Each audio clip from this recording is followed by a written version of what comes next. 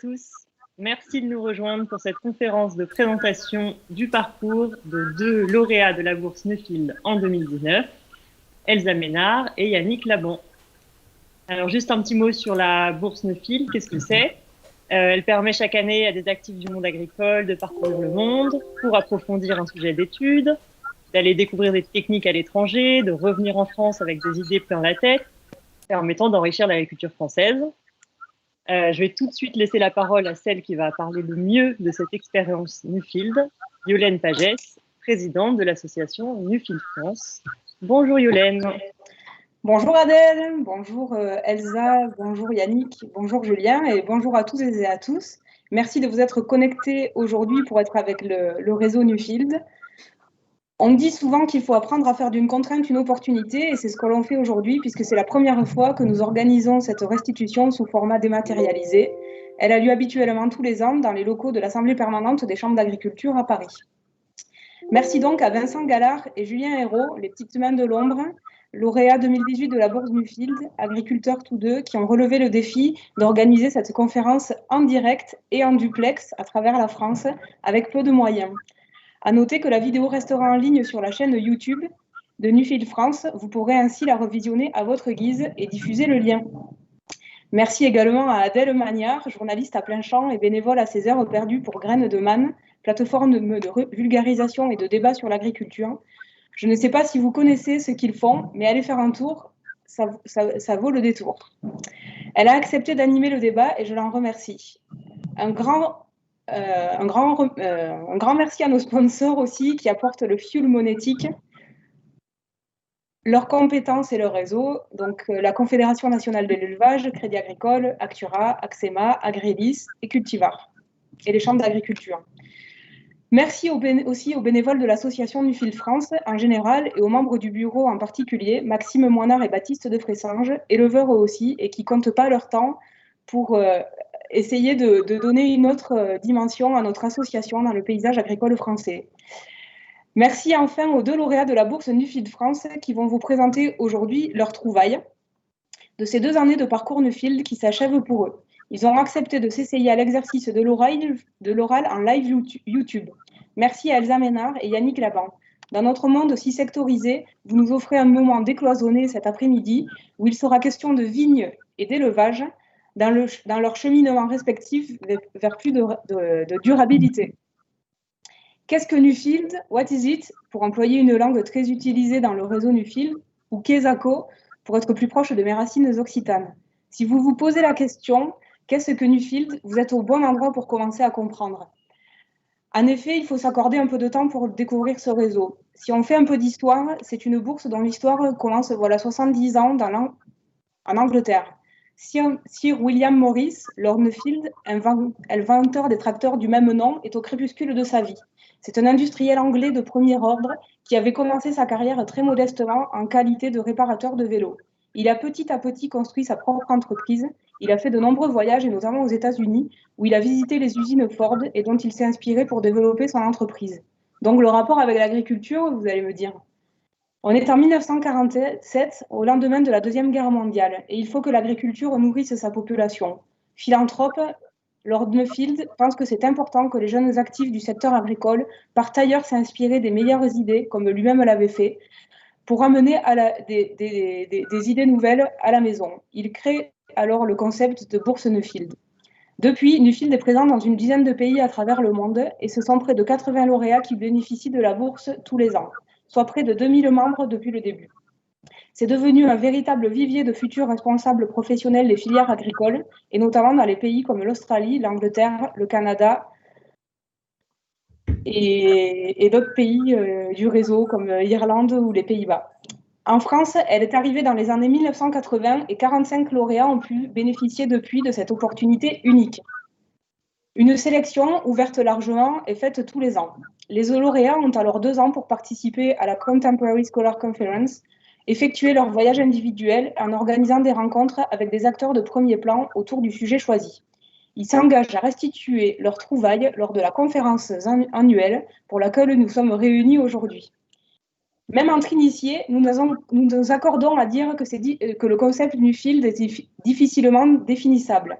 Quand on parle de bourse d'études, on comprend une dimension universitaire. Ce n'est pas encore ça. Faut-il alors avoir des prérequis universitaires pour postuler? Non plus. C'est un concept atypique d'apprentissage par les pairs. C'est aussi une occasion unique de développement personnel puisque l'expérience Nuffield amène à se déterritorialiser, pour reprendre un terme cité par Aurélien Barraud.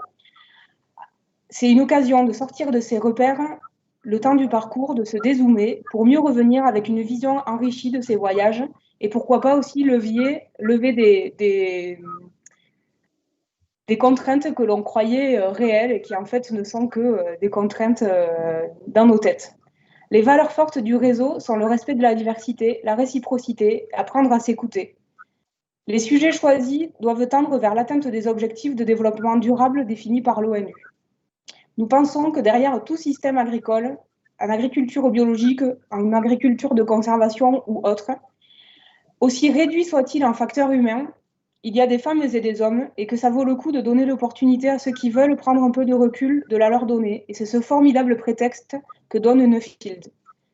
Dans le réseau Nuffield, nous pensons que l'agriculture se développe par les hommes et que l'agriculture peut développer les hommes.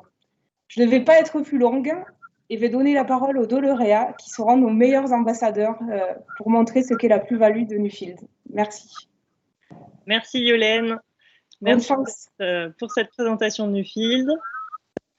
Avis donc aux futurs candidats intéressés par l'expérience.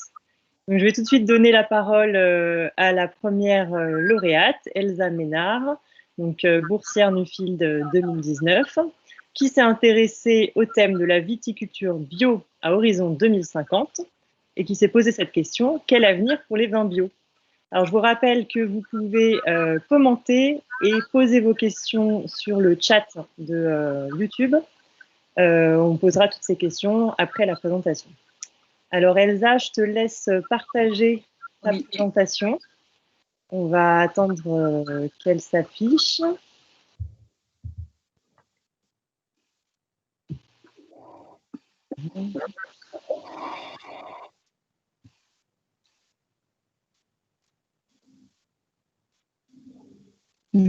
Ça arrive.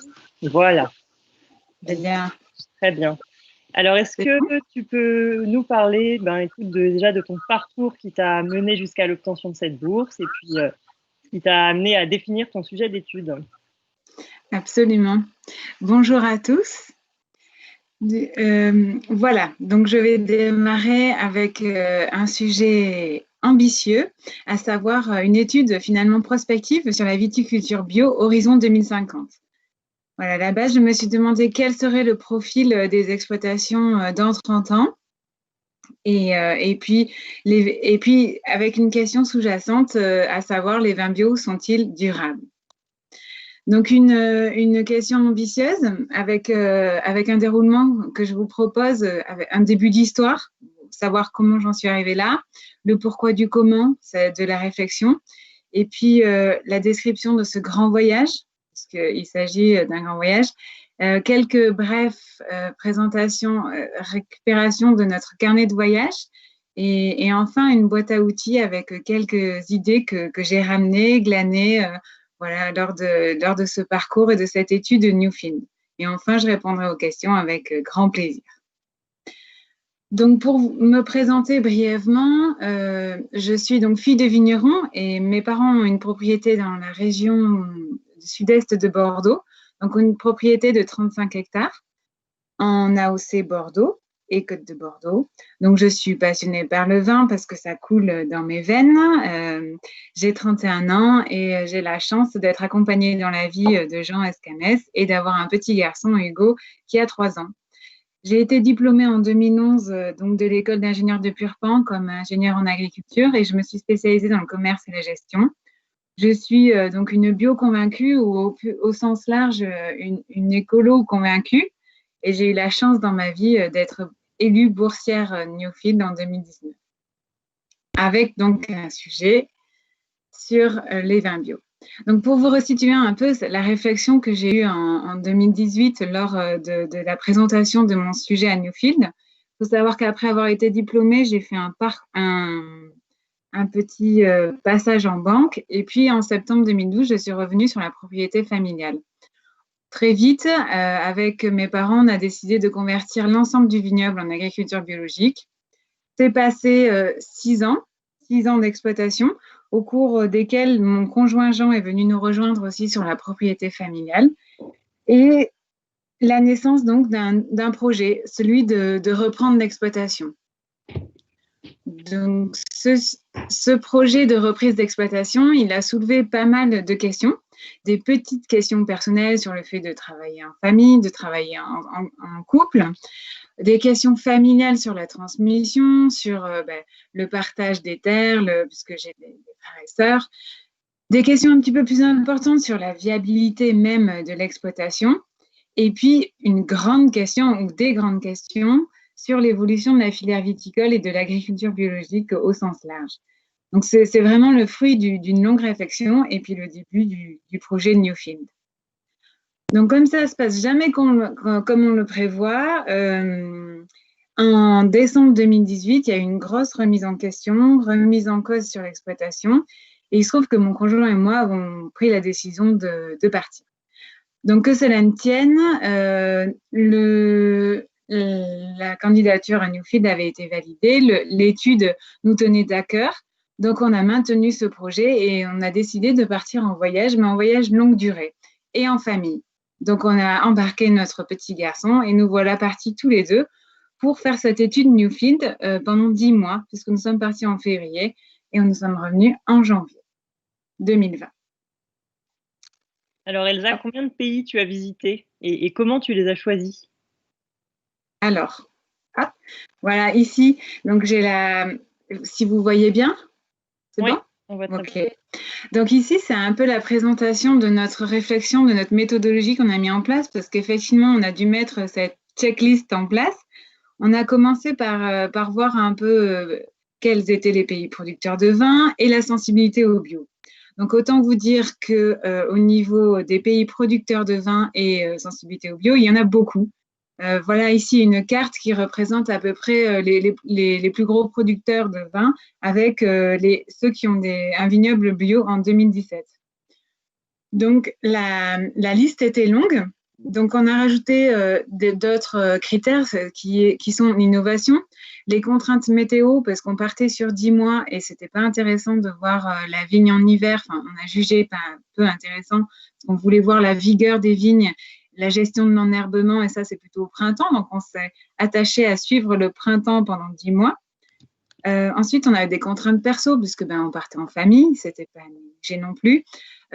On a établi une liste de contacts perso et des contacts Newfield sur lesquels on pouvait s'appuyer. On a pris en compte aussi l'emplacement du CSC, qui est la réunion annuelle de tous les boursiers. Et puis, on a rayé aussi des pays qu'on avait déjà visités précédemment. Donc, est sorti de cette checklist les États-Unis, le Canada, le Chili, et l'Argentine et la Nouvelle-Zélande.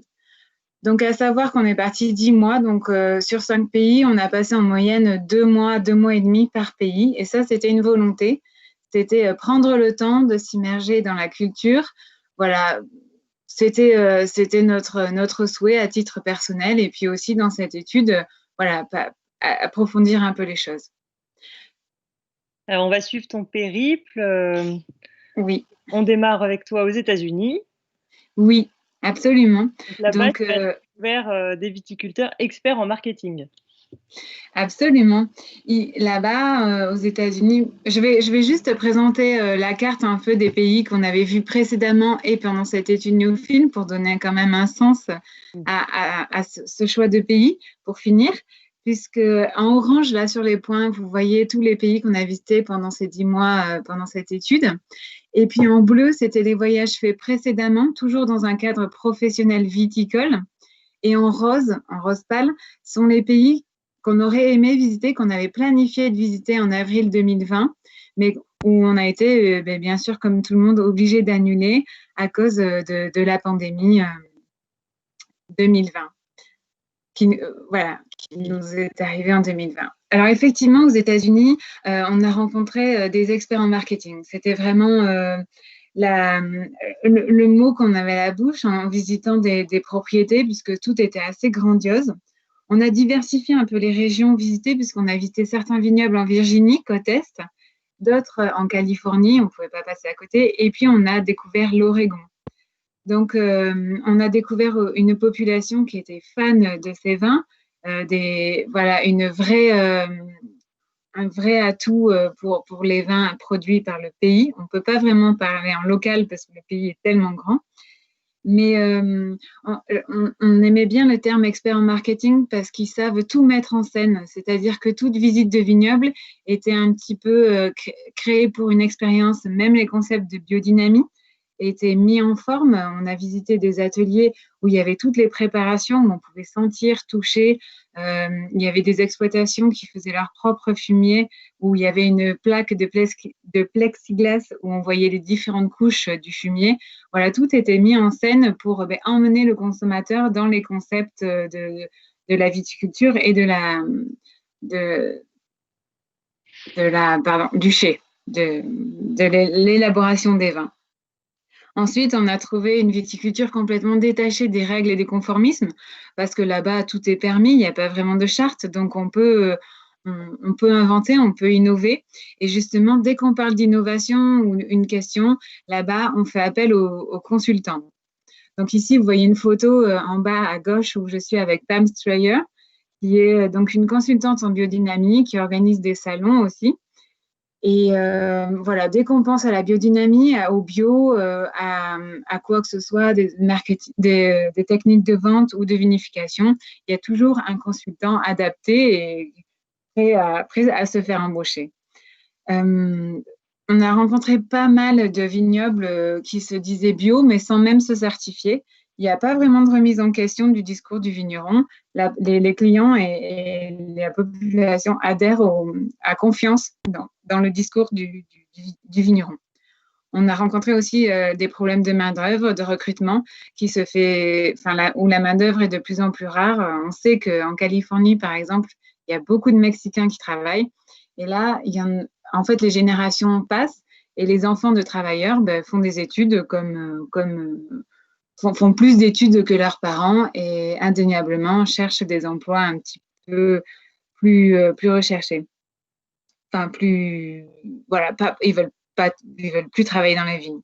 À savoir que le bio, là-bas, comme il y a beaucoup de moyens, la gestion d'enherbement, c'est au rotophile. Donc, pied par pied, il y a les moyens qui sont mis en face. Donc, c'est quand même des travaux lourds et de longue haleine.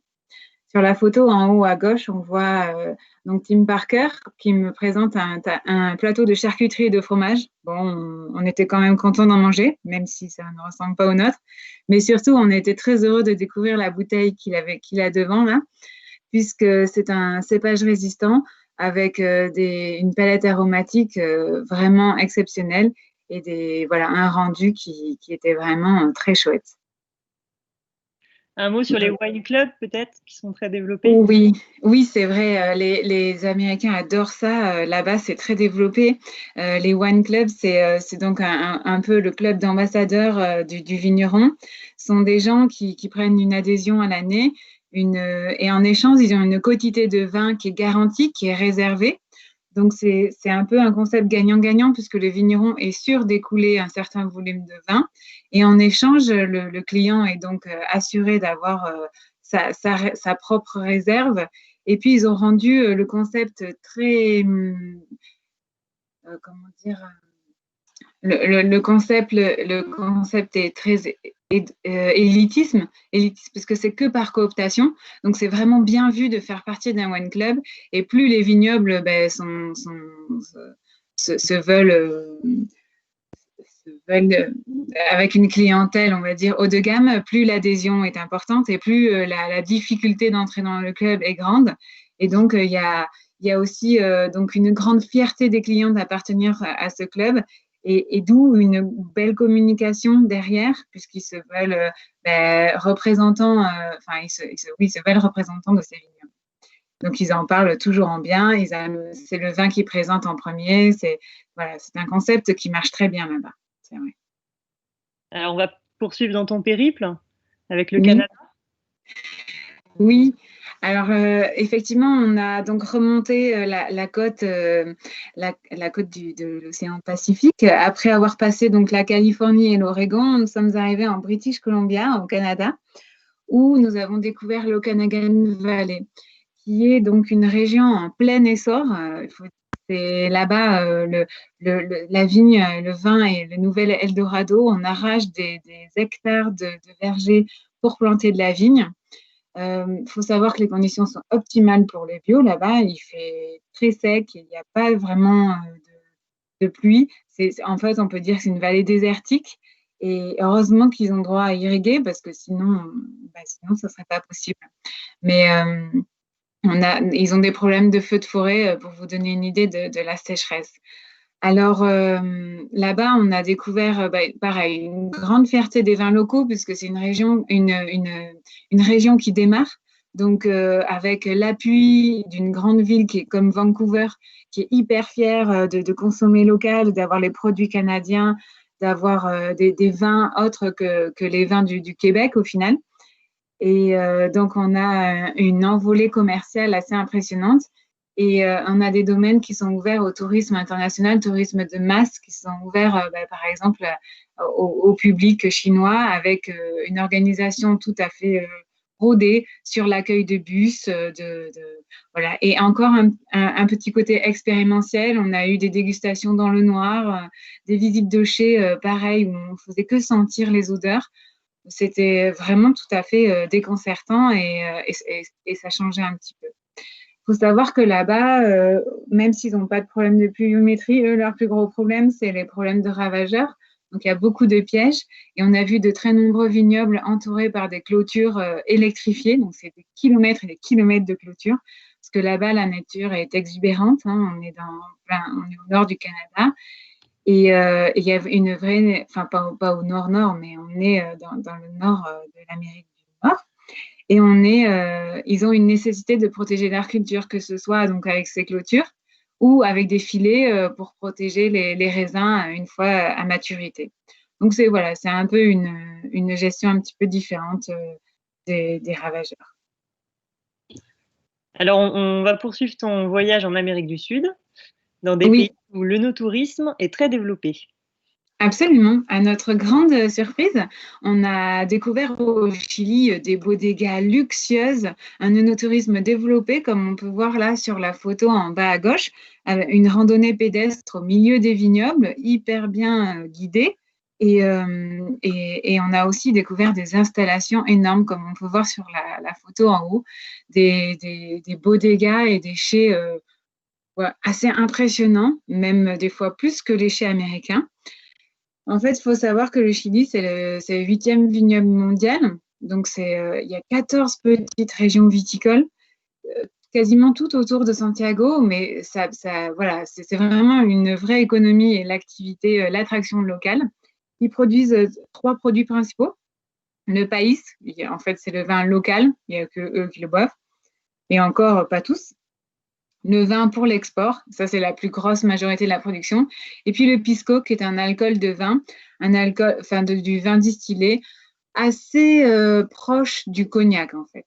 Donc on a visité une installation et une coopérative produisant le pisco. Voilà, il y a double distillation, élevage en fût. On retrouve un cépage blanc assez acide, même c'est un assemblage de cépages à la base. Il faut savoir que le pisco, c'est l'apéro, pour le coup de tout le monde. Ou du moins dans les restaurants et à la maison, c'est l'alcool du pays. Ce qui nous a marqué, c'est quand même le décalage entre la vie locale et le milieu viticole, puisqu'il faut savoir que dans la vie locale, c'est vrai, il y a une certaine pauvreté, même si le Chili fait partie des pays les plus riches d'Amérique du Sud. Mais par exemple, sur le commerce de l'eau, où des camions-citernes passent de maison en maison, et puis le milieu viticole qui irrigue des centaines d'hectares. Vous voyez un peu la photo en dessous, là, on voit l'installation d'un vignoble au pied d'une montagne. Donc, vous voyez à peu près combien c'est désertique sur les zones non irriguées, et puis combien c'est vert sur les zones irriguées. Il y a vraiment un décalage important. Une fois dans cette région de Santiago, on a basculé côté argentin pour aller voir Mendoza, puisque Mendoza, c'est quand même la région productrice de vin en Argentine. Donc là, grosse tradition viticole, il y a une culture du vin, c'est ancré dans les habitudes de consommation. Pareil, c'est très sec, très aride, comme on voit sur la photo.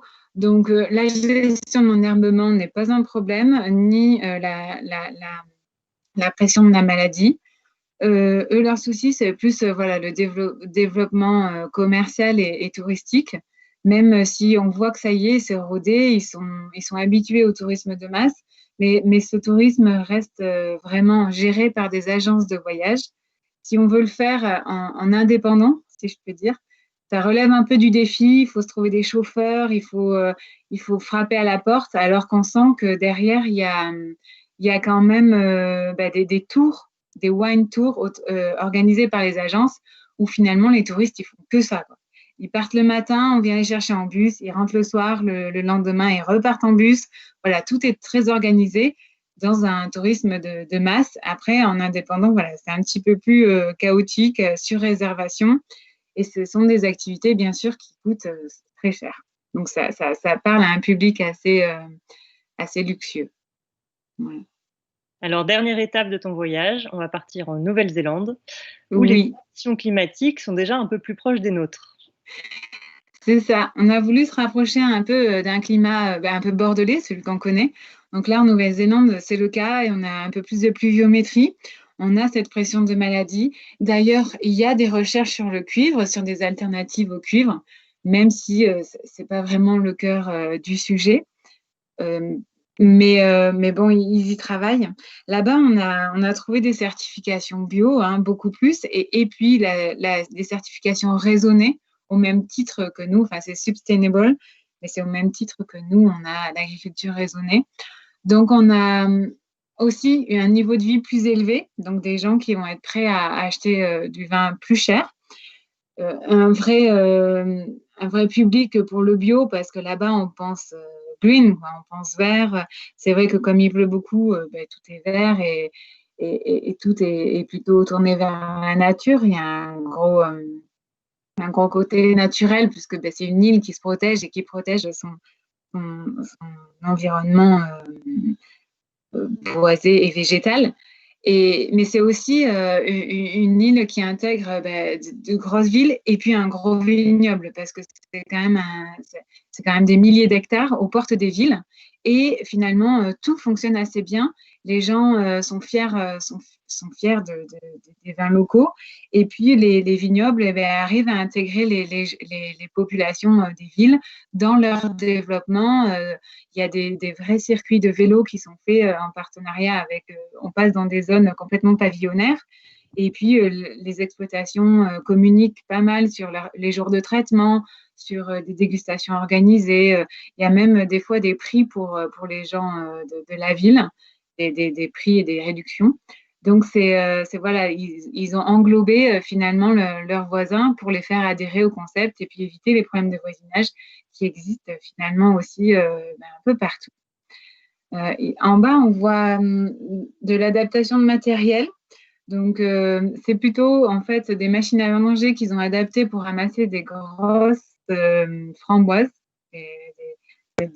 des framboises XXL. Et au final, ils sont inspirés de la viticulture pour adapter leur matériel. Mais vous voyez, donc on est sur de la grosse machine.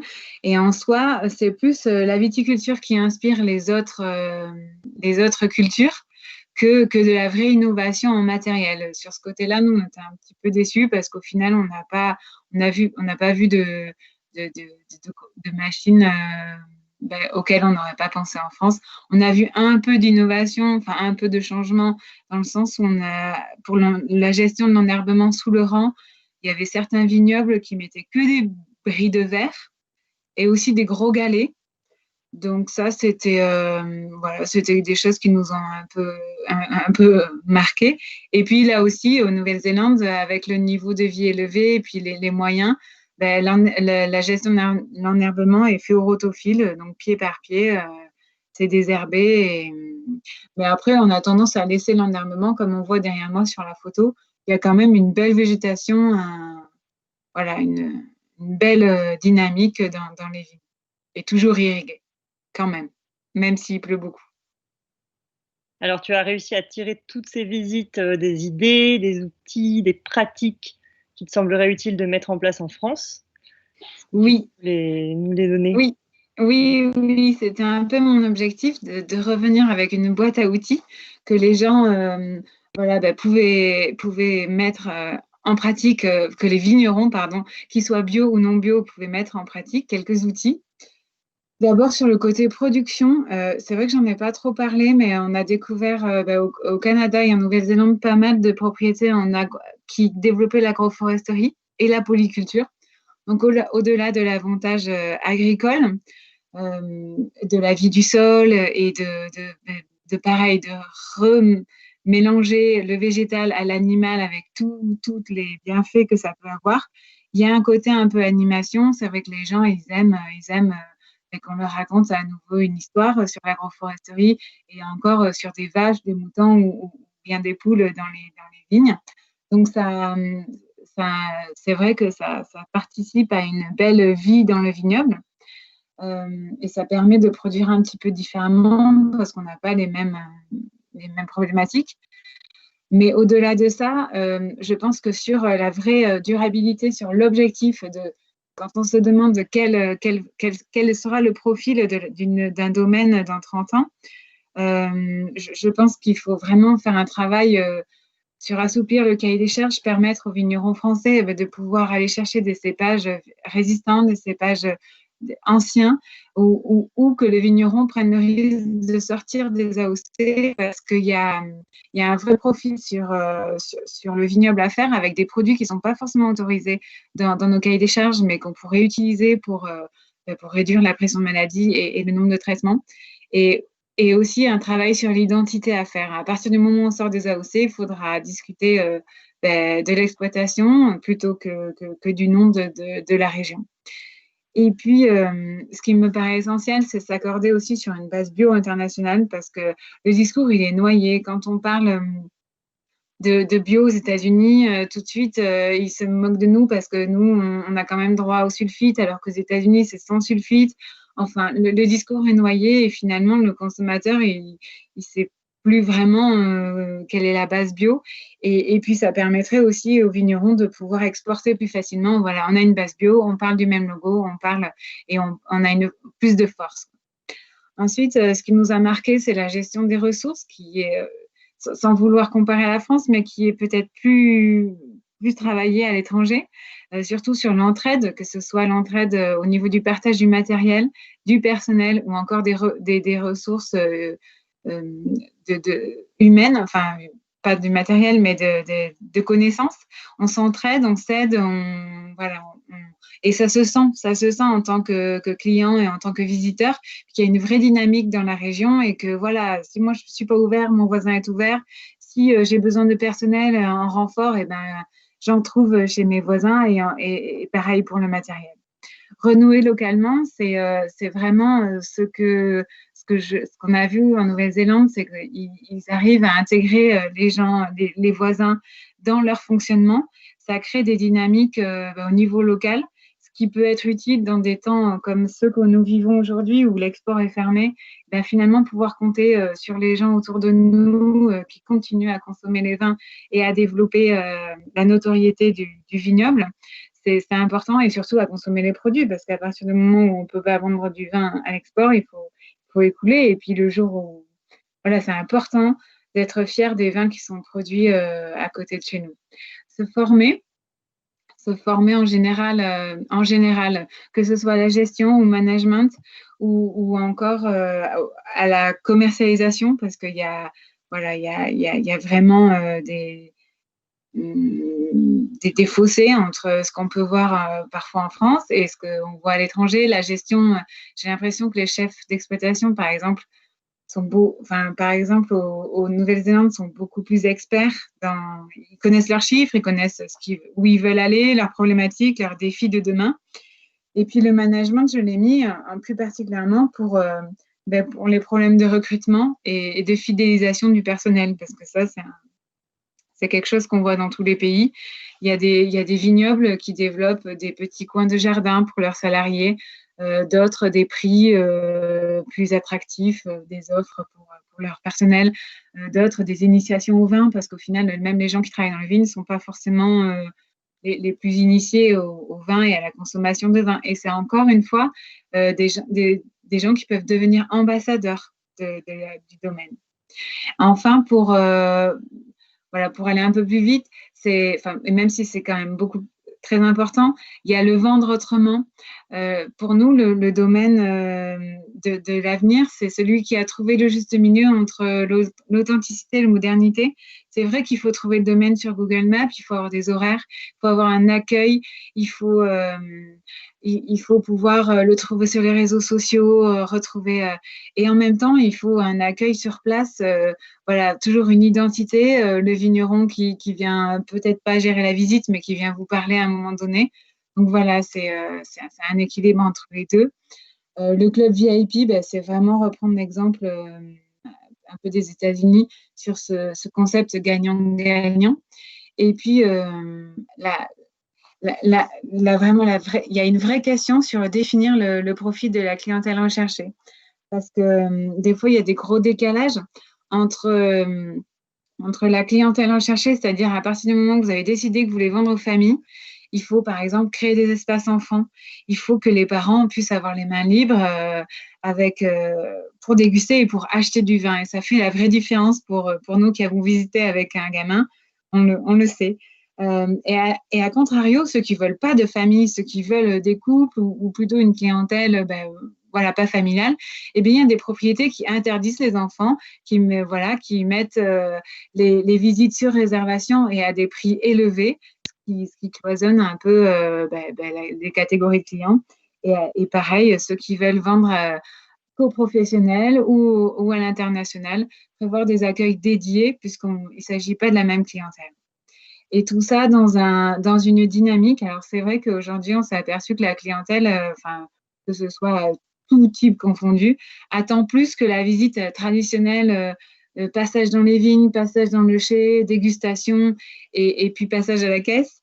Voilà, il faut créer des ateliers didactiques, pédagogiques. Il faut emmener finalement le consommateur et le client dans nos process de vinification, d'élevage, d'élaboration du vin. Même créer des espaces où on peut faire des photos un petit peu rigolotes. C'est vraiment, ça fait partie des attentes d'aujourd'hui. Même si ça nous paraît un peu dérisoire, c'est ce qui permet aux gens de se rappeler, de parler, de raconter des histoires sur notre domaine et de revenir. Alors, en conclusion, Elsa, avant de passer aux questions, quel bilan tu tires de cette expérience Newfield? Alors, c'est vrai que cette expérience Newfield, pour nous, c'est 10 mois d'études. Donc, c'est pas mal de transpiration et de parcours. Justement, 50 000 kilomètres à peu près, à vue d'œil. Des dizaines de vignerons rencontrés. Un réseau qu'on a étonnamment trouvé solide et disponible. Des rencontres multiples et aussi variées, aussi riches que variées, parce au bout d'un moment, on a diversifié. On est allé voir aussi des boursiers Newfield, pas forcément viticulteurs. On est allé voir des agriculteurs, des éleveurs, voilà. Et ce qui a développé un peu nos expériences et qui a créé des échanges hors du commun, puisqu'on a pu aborder, avoir un autre regard sur des sujets communs au final. Et c'est vrai que aussi dans nos bagages, on est revenu, on le savait déjà, mais on en reste un peu ébahi que le vin, c'est un produit ancestral, ça fait très longtemps, il y a une grosse tradition quand même dans le monde. C'est un produit social, c'est tout de suite plus facile avec une bouteille de vin et déboucher plus facilement. Et c'est un produit international et c'est aussi une manne commerciale qui crée un débouché économique très important et qui abreuve des régions entières Dans nos bagages, on est aussi revenu avec un constat qu'on avait quand même beaucoup de chance de vivre en France. L'objectif, c'était pas de rester à l'étranger, c'était de revenir. Et nous, on est revenu avec cette relativité en se disant, en fait, Bon, on est bien en France. On a une viticulture qui marche. On a quand même une tradition du vin. On n'a pas trop de problèmes sur tout ce qui est sismologie, les volcans, la sécheresse, les feux de forêt. Ça, on ne connaît pas ou on ne connaît pas encore. Je croise les doigts pour qu'on ne connaisse pas parce que vraiment, même le risque de tsunami, il y a des vignobles qui sont beaucoup plus en danger que les nôtres. Je voulais juste conclure en disant merci, un merci du fond du cœur à la famille Newfield qui nous a accueillis, plus particulièrement à Yolène Pagès de nous avoir parlé de Newfield, d'avoir mis cette petite graine dans notre tête, à Stéphanie Chanfreau aussi de m'avoir tutoré dans ce projet tout au long de notre étude, puisque Stéphanie, elle a pris le temps de nous appeler en Nouvelle-Zélande, de nous dire d'aller voir voilà, plein de bons petits conseils. Et puis à tous les bénévoles de l'association, même Maxime, enfin surtout Maxime de son suivi sur le voyage. Et à mes collègues boursiers aussi, Chloé et Yannick, qui ont été de bons amis voyageurs, de bons amis voyageurs. Et puis merci à mon conjoint Jean d'avoir suivi et de m'avoir aidé et épaulé dans cette aventure, et à toute ma famille d'avoir permis de vivre cette expérience à fond. Voilà. Merci beaucoup à toi, Elsa, pour cette présentation. Oui. On va passer aux questions. Il y en a déjà quelques-unes sur le chat. Je vous rappelle que vous pouvez commenter, poser vos questions sur le chat YouTube. Elsa, je te laisse fermer ta présentation. Le temps des questions. Alors, il y en a déjà une question assez pratique de Aidan Roberts. Comment avez-vous trouvé les exploitations? Dans le sens, comment vous trouvez les contacts? Alors, on a d'abord utilisé notre carnet d'adresses. Donc, on avait plusieurs contacts par pays et on a demandé des recommandations. Ensuite, on a tapé tout bonnement vignoble bio dans la ville dans laquelle on est descendu. Et ensuite, après déjà avec notre réseau, enfin moi, mon réseau de l'école d'ingénieurs en agriculture et le réseau Newfield, on a eu un bon carnet d'adresses. On a eu de la chance d'être reçus dans des endroits assez facilement et d'autres où on est arrivé un peu incognito, sans être annoncé. Et voilà, on a fait un peu une combinaison des deux entre le réseau et puis les vignobles qu'on peut trouver comme les touristes. Alors, on a une question de Maxime Moinard sur la segmentation des labels environnementaux qu'on peut avoir en France entre bio, biodynamie, HVE, segmentation qualitative avec les concours. Est-ce que c'est aussi marqué à l'étranger ? Alors, c'est une bonne question parce que du coup, nous, on est revenu un peu, même au cours de cette étude, on a fini par constater que le bio, comme on l'entendait, et la segmentation, comme le dit Maxime, c'est très européen et c'est même très français. Et donc, on était complètement déstabilisés parce que quand je dis s'accorder sur une base bio, c'est que quand on parlait de bio à l'étranger, personne ne met la même définition derrière.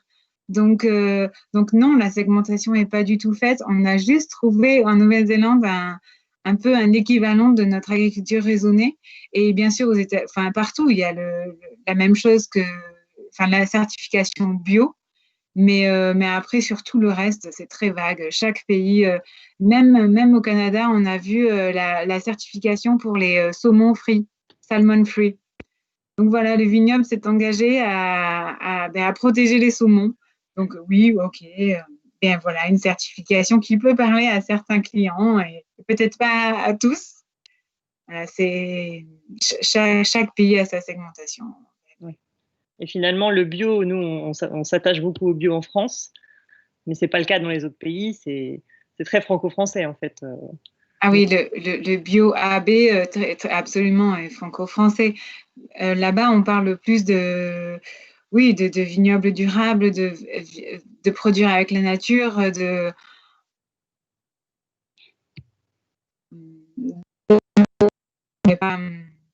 et on parle de la vie du sol, on parle de la dynamique entre les différentes productions. Voilà, quand je parle de l'agroforesterie, c'est qu'on a visité au Canada, chez Killer, ils replantent des hectares et des hectares de forêt qui nettoient, et qui replantent parce qu'il y a une vraie, comment dire, enfin pas compétition, mais non, justement, les deux sont compatibles et s'aident, et on voit qu'il y a des zones qui sont beaucoup plus poussées aux abords de ces forêts, par exemple. On a une question de Romuald. Durabilité, gestion des ressources et irrigation, quel est ton point de vue? Ah oui, bah alors ça a été une grande question pour nous, et notamment au Chili, comme j'en parlais, où on voit que d'un côté, le commerce de l'eau bat son plein, et dans des populations où le camion-citerne sonne la cloche de maison en maison, et ces vignobles qui sont irrigués, même inondés en fait, ils ne procèdent même pas au goutte à goutte, ils inondent. Donc oui, c'est une grande question. C'est pour ça que durabilité, des fois, on l'a mis tout petit dans notre poche, parce qu'on s'est dit à quoi bon, et surtout pour une production, pour parler du Chili, qui est à 98% exporté. Les gens ne consomment même pas de vin, enfin, à part le pisco et le país, mais ça reste des gros consommateurs de bière quand même. Mais donc oui, il y a des zones, et c'est pour ça que j'ai essayé d'insister sur le renouer localement, parce que même ces nombres d'hectares et ces surfaces, elles pourraient être utilisées pour les locaux, et bon, d'accord, elles sont vignobles, et bien faisons en sorte que les locaux en profitent et en bénéficient, et qu'il y ait un équilibre entre les deux. Mais j'ai pas vraiment la question, parce que dans tous les pays qu'on a vus, l'irrigation est utilisée. L'irrigation, c'est la première des choses qu'on installe dans les vignobles. Ils se posent même pas la question. Donc c'est tellement ancré que le sujet est quand même un peu difficile à aborder avec eux. J'ai une autre question de Aidan. Est-ce que les pratiques qui sont pratiquées à l'étranger peuvent être adaptées en France? Question large. Je pense que oui. Je pense que voilà, il y a des petits outils qu'on peut mettre en place. Dans le rapport, je développe un peu cette boîte à outils que j'ai présentée succinctement aujourd'hui. Je dis pas qu'il faut l'adopter à 100% et que chaque vigneron y trouvera une réponse, mais peut-être un début de réponse, et peut-être une réponse à une question qu'on se pose ponctuellement. Les attentes des consommateurs changent tout le temps. C'est vrai que c'est difficile à suivre les tendances, mais des petites, voilà, c'est vrai qu'en Nouvelle-Zélande, ils mettent un panneau à l'entrée de la propriété les jours de traitement. Ben, tout le monde est au courant. Ils font des campagnes SMS pour dire aux voisins, ben voilà, aujourd'hui, rentrez votre linge, on va traiter. Ben, peut-être que ça peut être mis dans certains cas, et ça peut améliorer des relations de voisinage. Après, il y a des gens qui ont des problèmes de ravageurs, il y a des pièges qui ont été mis en place, enfin, des petites techniques, des exemples. Je donne dans le rapport des exemples d'accueil dédiés. C'est vrai que des fois, il y a des choses auxquelles on n'y pense pas, et ça semble tout bête. Mais oui, c'est clair, un espace enfant, des gamins occupés, et ben, les parents sont plus concentrés et achètent plus, quoi, parce qu'ils sont tous les deux aussi en train de déguster. Il n'y en a pas un en train de gérer les enfants et l'autre en train de déguster et de dire « Ah, en fait, tu l'as bien aimé celui-là ?» Mais non, mais en fait, c'est pas dans la dégustation. Voilà. Après, c'est des petits outils, c'est glaner par-ci, par-là, et qui nous ont… c'est aussi libre à chacun d'interpréter, quoi. J'ai une autre question de Maxime. On entend parler de plantation au nord, donc nord de la France, Normandie, Royaume-Uni. Ton avis sur l'évolution de la production en lien avec le changement climatique? Oui, c'est effectivement quelque chose qu'on a pu parler entre boursiers Newfield, puisque j'ai rencontré un des boursiers 2019 là, anglais, qui est éleveur laitier, et qui me racontait que chez lui, maintenant au sud de l'Angleterre, il était tout seul en éleveur laitier. Tous ses voisins avaient vendu, et il n'y avait plus que des vignes qui avaient été plantées. Voilà, cette zone a été particulièrement investie par les Champenois.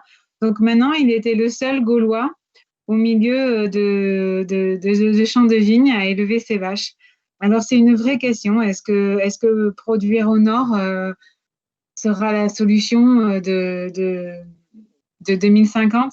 Je ne sais pas. Moi, j'ai envie de croire qu'on peut changer nos pratiques. Il faut effectivement adapter nos vignobles. Il y a de vraies questions, il y a de vrais problèmes de résistance aux maladies.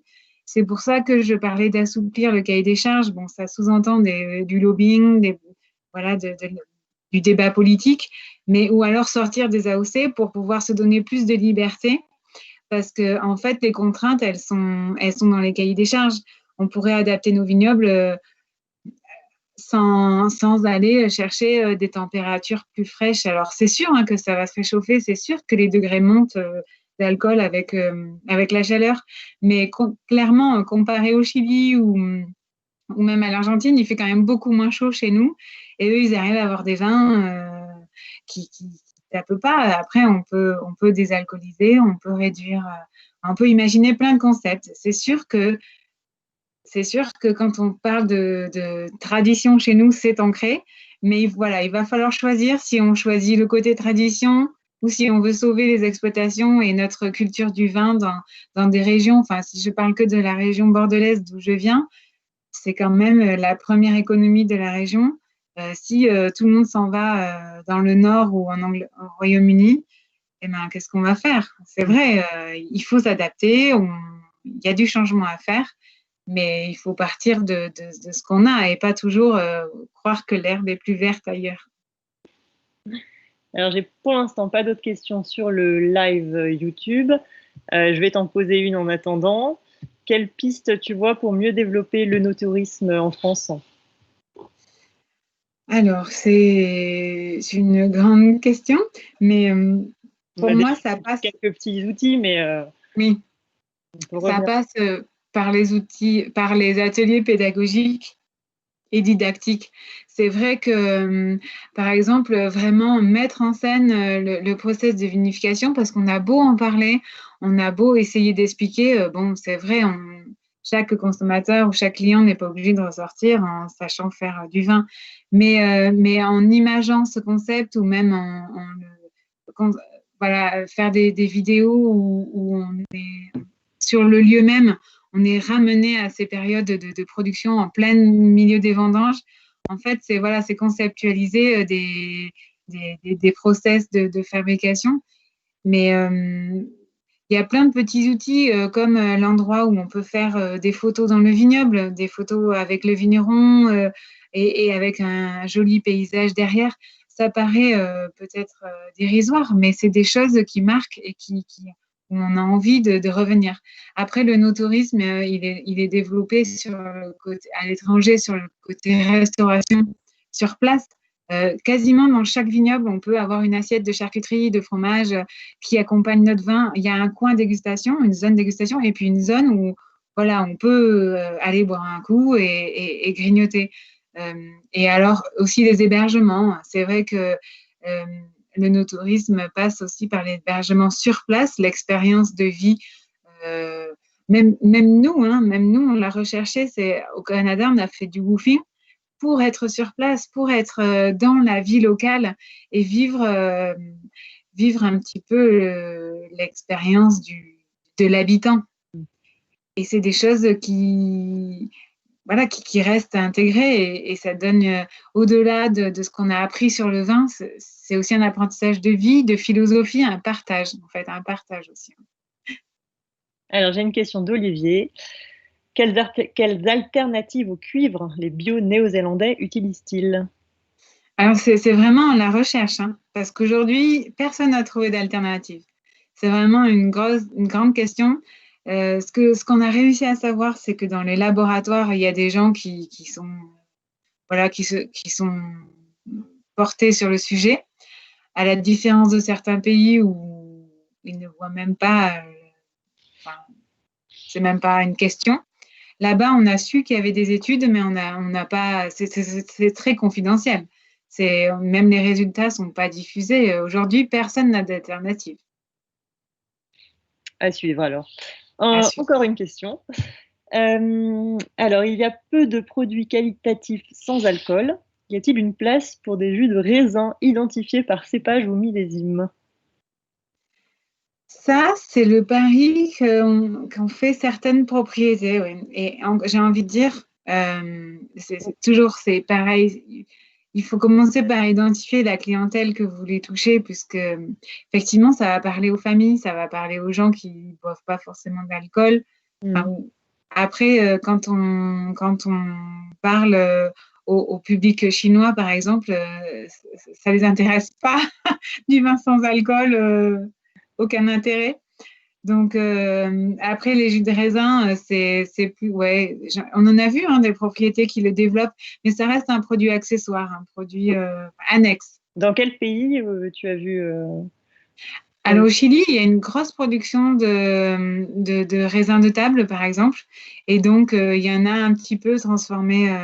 Mais quand je dis grosse, c'est des installations énormes où ils sont obligés d'installer des rideaux noirs entre les rangs pour faire un peu d'ombre, pour pas que justement le raisin de table monte trop fort en degrés. En Nouvelle-Zélande aussi, il y en a. Et j'en ai vu en France dans mes différentes visites, parce qu'on a aussi visité en France.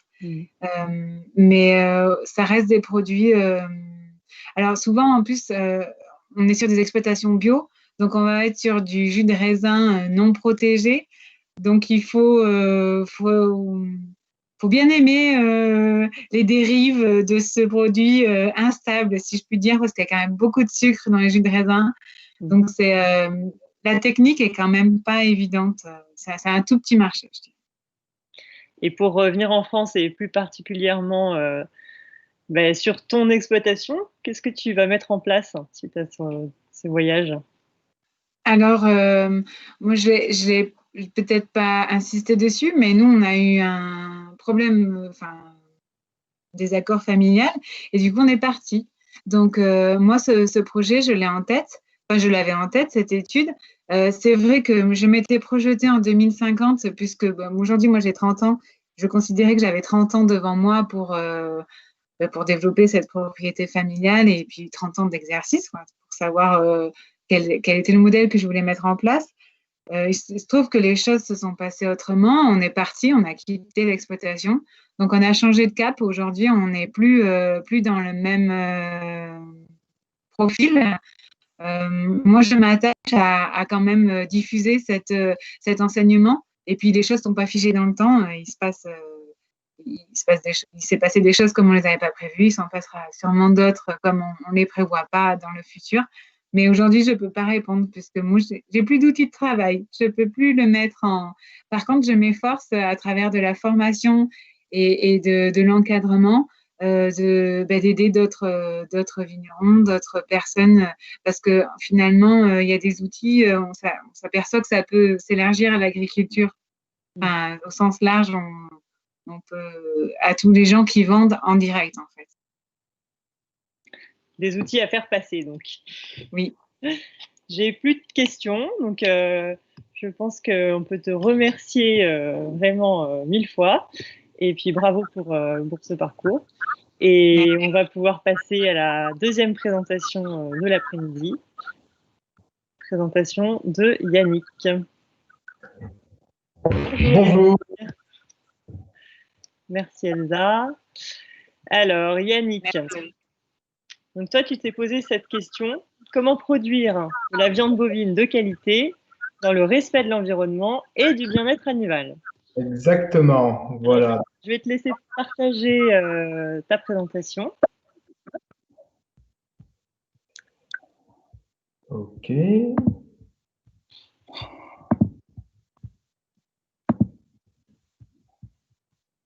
Ça arrive. Ça y est.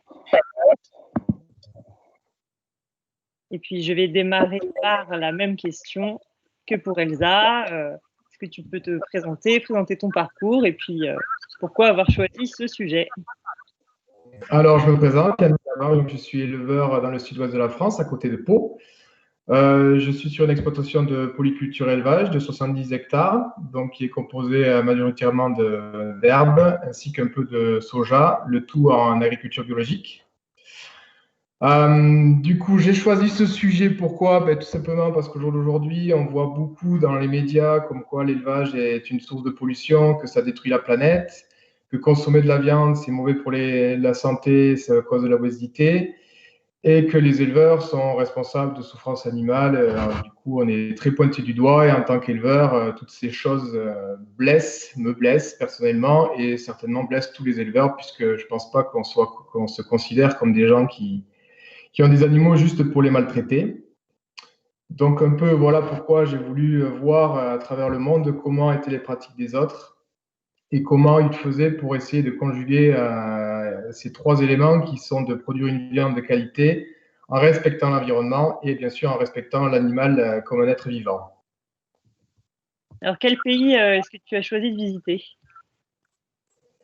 Alors, oui, on est là. J'ai choisi pour pays de faire un peu un pays d'Europe, donc le Royaume-Uni avec le pays de Galles. Ensuite, les États-Unis, en même temps en passant pour le CFC, la conférence mondiale de tous les boursiers Nuffield, donc qui cette année-là, en 2019, nous réunissait à Metz, dans l'Ohio. Aussi les États-Unis, parce que c'est le plus gros producteur de bœuf et le plus gros consommateur de bœuf. Le Canada aussi, parce qu'il y a une grosse culture de viande bovine. L'Afrique du Sud, pour en faire un pays d'Afrique avec un climat qui est beaucoup plus rude et aussi une grosse biodiversité. On peut avoir par exemple tout ce qui est safari. Et enfin, la Nouvelle-Zélande pour aller voir aussi des amis rencontrés justement au CFC aux États-Unis. Voilà.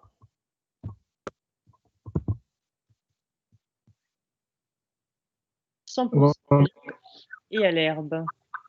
Voilà, donc première étape au Royaume-Uni chez Tim Ling au Pays de Galles.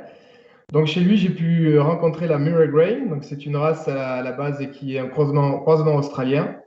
Lui, il travaille en agriculture biologique. Alors on est encore en Europe, ce qui fait que le mot agriculture biologique a encore une connotation, comme pouvait le dire Elsa.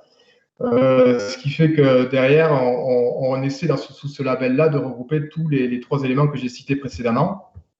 Donc, son objectif à lui, c'est d'être 100% autonome et avec des animaux qui consomment uniquement de l'herbe. Donc, c'est quelque chose qu'il arrive à faire, notamment grâce au climat du Royaume-Uni qui est très clément et qui a peu de faibles amplitudes thermiques, ce qui fait qu'il permet de faire pousser facilement l'herbe. Donc, il travaille sur des associations graminées légumineuses pour être bien sûr autonome en protéines. Et son objectif, évidemment, c'est d'éviter tout apport extérieur de fournisseurs, du coup, pour essayer d'éviter d'avoir une empreinte le minimum sur l'environnement. La Murray Grey, pourquoi? Parce que c'est une petite carcasse, une vache de petite taille qui fait à peu près 320-350 kg carcasse. Elle n'a pas de cornes. Elle hérite ça de la berline Angus, qui est génétiquement sans cornes, ce qui fait que c'est bien pour le bien-être animal, du coup, si elles se disputent, elles ne peuvent pas se blesser. Et c'est également un avantage pour tout ce qui est pour l'éleveur aussi, car le bien-être de l'éleveur aussi, ça compte un peu quand même. Donc, il a choisi cette race-là. Bon, pour la petite histoire, c'est un croisement entre une Shorton et une Angus. Donc, ça vient principalement d'Australie. Alors, après le Royaume-Uni, tu pars aux États-Unis, où tu découvres un nouveau mode de classification de la viande. Exactement. Donc, j'ai été visiter Leishman Cattle of Colorado. Donc, chez Lee Leishman, qui est l'inventeur du concept de la stabilizer. Donc, c'est un croisement entre 4 races. Donc, le but premier, c'est de conserver l'efficacité de la vigueur hybride des croisements. Donc, l'objectif, c'est une grosse efficacité alimentaire, une productivité numérique et d'avoir une qualité de viande qui soit conforme à la grille des États-Unis. Et donc, c'est là, pour arriver à faire ce croisement, il a étudié plusieurs races. Donc, il n'a pas choisi ces races-là par hasard. Et donc, il connaît bien le système européen et il me met bien en avant que notre concept de grille Europa n'a pas vraiment de sens, puisque nous, notre classification, elle se fait sur la conformation de la carcasse, et ce qui n'a absolument aucune incidence sur le goût de la viande que le consommateur pourra avoir. Donc lui, ce qu'il cherche chez eux, c'est surtout le persillage de la viande. Donc vous avez un exemple de la grille sur la photo de droite, où plus la viande est persillée, plus il y a de gras intramusculaire, donc plus il y aura de goût, et donc davantage la viande sera mieux payée. Donc rien à voir avec ce qu'on va chercher comme format de vache chez nous. Ça sera des vaches de plus petite taille, et donc ils vont rechercher davantage sur ce point-là. Donc, vu la taille de son élevage, bon, c'est toujours des grands troupeaux aux États-Unis, ils peuvent se permettre de devenir des éleveurs sélectionneurs, et c'est des centres d'insémination à eux tout seuls. Donc, toute cette philosophie, il a réussi à la synthétiser sur des index financiers, puisqu'on est resté dans le pays du business. Donc, ça sera synthétisé sur 3 principaux index dans le dollar profit. Donc, c'est évidemment le revenu final de l'éleveur, le dollar feeder, donc ça, c'est plus le côté efficacité alimentaire, si elle consomme peu pour produire plus de viande, et le dollar ranch, ce qui, lui, est plutôt le côté naisseur ou la productivité du numérique, à savoir avoir une vache qui vèle tôt, à l'âge de 2 ans, et qui vèle tous les ans, qui fournissent un veau tous les ans. Voilà pour chez Leishman. Alors, tu continues après aux États-Unis, dans un élevage où ce sont les vaches qui s'adaptent à l'environnement et pas l'inverse. Exactement. Donc, petit tour toujours dans le Colorado chez Kit Farrow. Lui, sa philosophie, c'est to be a herd kitter, ce qui signifie quitter le troupeau. Alors, ça a plusieurs significations. La première, c'est sortir du troupeau de ce que l'industriel ou l'industrie peut vouloir mettre à tous les éleveurs, à savoir faites ce que je dis parce que ça m'arrange, et ça n'arrange pas forcément l'éleveur. Donc lui préconise de sortir de ces œillères-là et de faire des animaux qui soient le plus rustiques possible. Et ensuite aussi le côté herd kitter, qui signifie de quitter le troupeau au sens propre, c'est-à-dire d'avoir des animaux qui soient le plus autonomes possible, pour pouvoir sortir et laisser les animaux seuls et avoir derrière une vie de famille, une vie sociale, enfin une vie quoi, tout simplement. Ne pas être dépendant du troupeau, de son élevage. Alors il a synthétisé ça relativement bien avec son logo, où on voit un cow-boy qui est au pied du cheval, qui observe son troupeau tranquillement, et non pas un cow-boy qui est sur son cheval au galop en train de courir après ses animaux parce qu'il faut les soigner, les attraper, les manipuler. Alors pour ça, il a développé une génétique à l'extrême, parce que bon, déjà, le climat qu'il est extrêmement rude. C'est un climat de steppe avec seulement 400 mm de pluie par an, avec des hivers rigoureux. Donc lui, ce qu'il veut, c'est développer une vache qui puisse survivre sur le ranch où elle est, quoi. Donc en fait, ce que le ranch fournit, la vache doit pouvoir produire avec ceci et ne doit avoir aucun apport à l'extérieur. Donc c'est un objectif bien réussi, parce qu'à droite, la photo de droite, vous pouvez voir son parc de matériel. Donc pour une exploitation de 11 000 hectares, 4 000 vaches, il ne possède qu'un petit tracteur bas de gamme de 90 chevaux et un pick-up pour dérouler les bottes de foin qu'il achète pour les jours de neige. Donc c'est assez poussé à l'extrême. Mais ça peut paraître, bon, pour lui, la taille idéale pour arriver à ça, la taille idéale d'une vache, ça a été de réduire sa taille. Donc, son format idéal, c'est 127 cm au garrot. Ça peut paraître petit, c'est vrai que sur le moment, c'était assez choquant de voir des petites vaches. Au niveau national, ça se fait un peu rire les gens de voir ces petites vaches, mais ce n'est pas forcément anodin, parce que c'est quand même une génétique qui est reconnue. Chaque année, il vend 1000 taureaux à 3 000 $ pièce. Donc dans les ventes aux enchères. Donc il fait partie des top 5 des plus gros vendeurs de taureaux d'Amérique du Nord, donc ce qui est quand même énorme, 1000 taureaux par an. Donc ce qu'il fait n'est pas forcément ridicule. Après, on peut voir sur la photo de gauche, le jour où j'y étais, c'était en février, et les animaux n'ont strictement rien à manger, quoi. C'est vraiment de la paille séchée. C'est déjà l'hiver, les conditions sont très rudes. Les animaux arrivent à survivre, et de plus, elles sont très dociles. Il va les voir une fois par semaine, et à côté de ça, on a pu se balader au milieu, aucune vache s'affole. C'est assez impressionnant. Alors, toujours sur le continent américain, tu poursuis ton périple au Canada, dans un élevage qui vise la régénération des sols et le stockage. Donc, petit tour en Alberta, où j'ai rencontré Steve Kenyon. Lui n'est pas vraiment un éleveur, n'est pas vraiment propriétaire de ses terres, il les loue en fait. Donc il prend des animaux en pension et loue les terres. Il travaille avec l'université de l'Alberta à Calgary. Et donc, son objectif, c'est en fait, pour synthétiser sa phrase, c'est récolter le soleil pour faire pousser le sol, ce qui signifie en gros faire travailler la photosynthèse pour stocker du carbone et travailler le sol avec les racines. Et donc, du coup, ce qu'il fait, c'est qu'il travaille sur des mélanges d'espèces, de diverses espèces végétales pour avoir le maximum de diversité et pouvoir stocker le plus possible de carbone dans le sol. Donc, voilà pour lui. Du coup, son objectif avec l'Université d'Alberta, c'est de comparer ce que son sol stocke comparé à une prairie, une forêt boréale d'Alberta, d'Amérique du Nord, quoi. Donc, voilà pour lui. Et ensuite, donc, tu continues au Canada dans un autre élevage où tu te confrontes à la wildlife, la vie sauvage.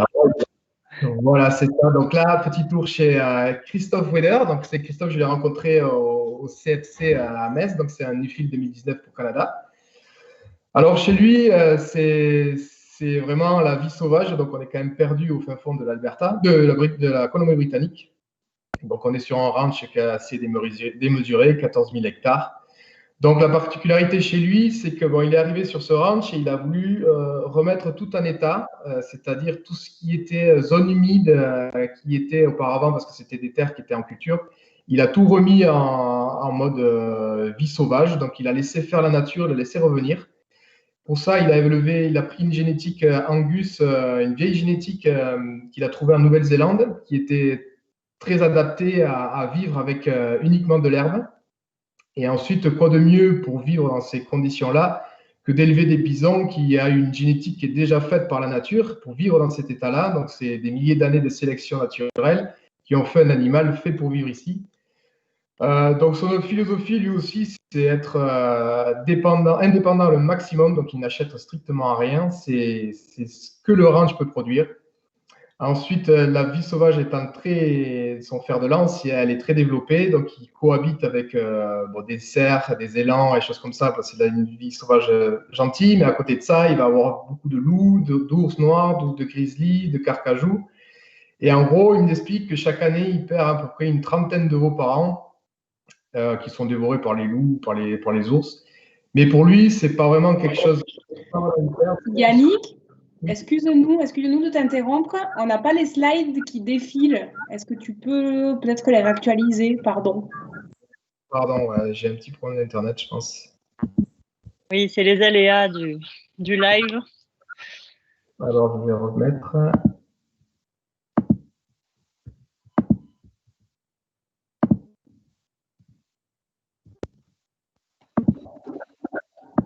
Est-ce que là, ça fonctionne?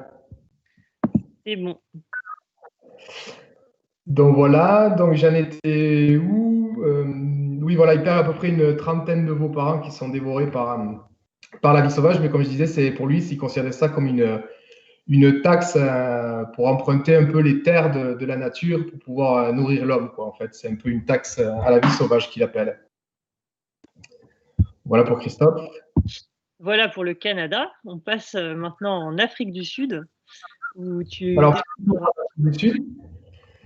Alors là, c'est carrément notre pays, notre continent, donc les conditions sont quand même différentes de l'hémisphère sud. Donc, j'ai été voir chez Tom, découvrir la Beefmaster. Donc, c'est un concept de race texan à la base. C'est un peu le même concept que la Stabilizer. C'est un croisement de plusieurs races. Mais je dirais que c'est plus un concept fait pour les pays chauds, du fait qu'il y ait du sang brahman, qui lui est plus adapté à tout ce qui peut être maladie tropicale, vu les amplitudes thermiques de ce pays-là. Donc c'est un peu le même concept d'avoir des animaux qui sont très, très rustiques et très performants. Donc ce concept de Tom Lazater est synthétisé sur les 6 essentiels, c'est-à-dire avoir des animaux dociles, fertiles, évidemment chercher du poids, de la conformation, de la production de lait pour pouvoir nourrir les petits veaux, ainsi que des animaux très rustiques. Même principe là-bas, chez lui, c'est pour savoir des animaux qui soient le moins dépendants possible. Et donc, un peu sa philosophie à lui, c'est grass into meat, donc transformer l'herbe en viande. Cependant, ce n'est pas toujours possible du fait des conditions en Afrique du Sud. On a un climat humide, fin de saison de pluie et après une saison sèche. Donc, c'est là où c'est un peu plus compliqué. À la saison sèche, on est toujours un peu obligé de les complémenter avec des céréales. Tout ce qui est environnement, on n'en parle pas trop. En Afrique du Sud, ce n'est pas un pays développé, même si c'est le pays le plus développé d'Afrique. Il y a encore pas mal de problèmes de racisme au niveau du gouvernement et compagnie. Donc, c'est un pays qui est compliqué, on va dire. J'y ai touché 2 mots du concept de l'agriculture biologique. Bon, il m'a juste posé la question. Ah oui, j'avais déjà entendu parler de l'agriculture sans pesticides. Bon, on est en Afrique du Sud, lui, il travaille avec des OGM. Mais la philosophie là-bas, enfin, première chose à faire encore en Afrique du Sud, c'est réussir à nourrir le peuple. Donc, tout ce qui est environnement, c'est un peu mis de côté, quoi. Je dirais que c'est plus un problème politique qu'un problème de volonté des éleveurs dans ce pays-là, quoi. Tu vas ensuite dans un autre élevage en Afrique du Sud où tu découvres la race Afrikaner, ultra rustique. Exactement, donc chez Suzanne Schippers. L'Afrikaner, je l'ai découverte à force de fouiner un peu sur Internet, d'avoir une vache typique de l'Afrique du Sud. Donc, c'est une vache native de ce pays-là qui a de très longues cornes. C'est une race extrêmement rustique. Bon, Suzanne pratique la transhumance. Ces vaches doivent parcourir 25 km entre le printemps et l'automne pour aller de divers pâturages dans des reliefs très escarpés et très caillouteux. Donc, elle a choisi cette race-là pour survivre parce que les conditions sont extrêmes. On a beaucoup de maladies cardiaques, de fièvre biliaire, de gale et de tiques bleues. C'est une race qui résistait très bien. Pareil, un peu que chez Christophe en Colombie-Britannique, il y a une vie sauvage qui est quand même très développée.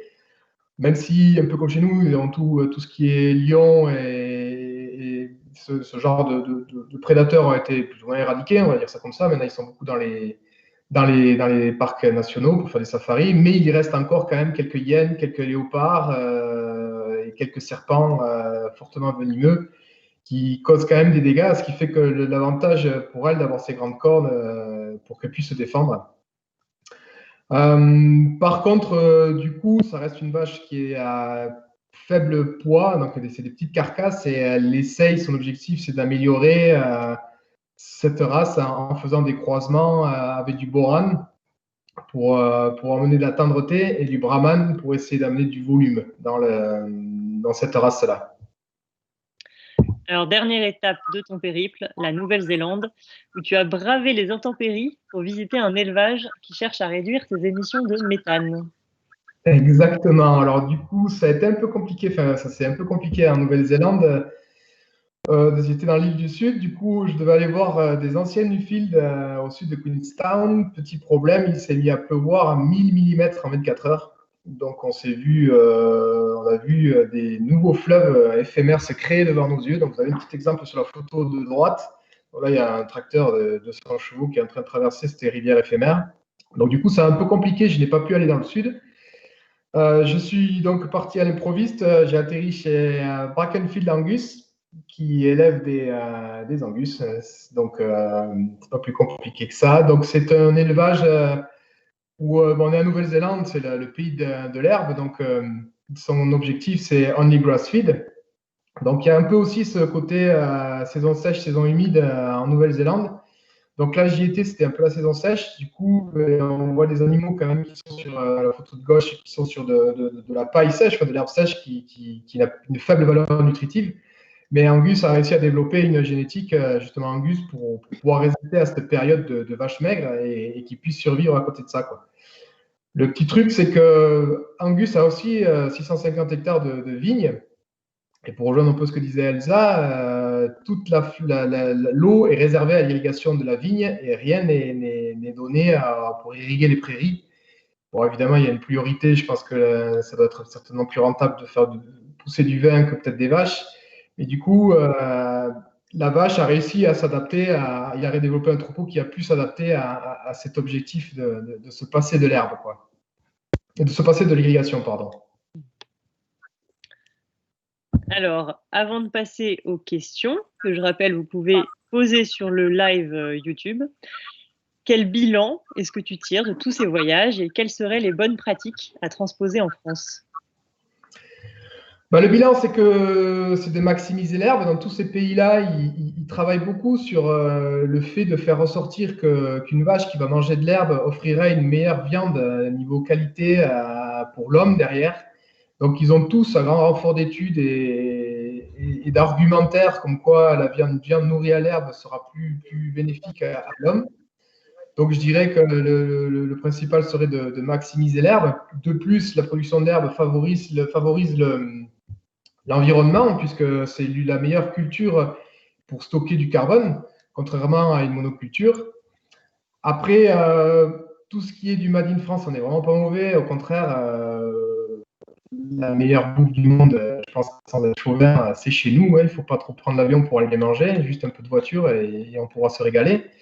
Et donc, il faut surtout garder ce côté Made in France. Et ensuite, c'est peut-être pour arriver à maximiser l'herbe, ce serait peut-être revoir un peu le lien qu'il y a entre l'éleveur et le céréalier. Donc, je vous ai fait un petit schéma de ce qu'on peut voir aujourd'hui entre l'éleveur naisseur qui va envoyer chasser ses animaux en engraissement chez un céréalier, qui va derrière pratiquer la monoculture, utiliser beaucoup de pesticides, enfin, utiliser des pesticides, des énergies fossiles. Donc, il va falloir le tracteur, du matériel, du stockage, du gaz pour sécher le grain. Derrière, faire des stabulations pour parquer les animaux et encore de l'énergie fossile pour pouvoir répandre les fumiers, faire la nourriture, pour enfin, au final, arriver dans l'assiette du consommateur. Donc, peut-être arriver à simplifier tout ça et de faire des céréaliers engraisseurs qui soient plus orientés sur de l'herbe. Et je pense qu'à mon avis, ce schéma-là, le grand perdant, ce ne sera pas les éleveurs ni les céréaliers, mais ce sera plus tout ce qui gravite autour, toutes les entreprises et les corps de métier qui gravitent autour de l'agriculture, quoi. Puisque derrière, le grand perdant sera plus tous les vendeurs de matériel et d'autres appros, quoi.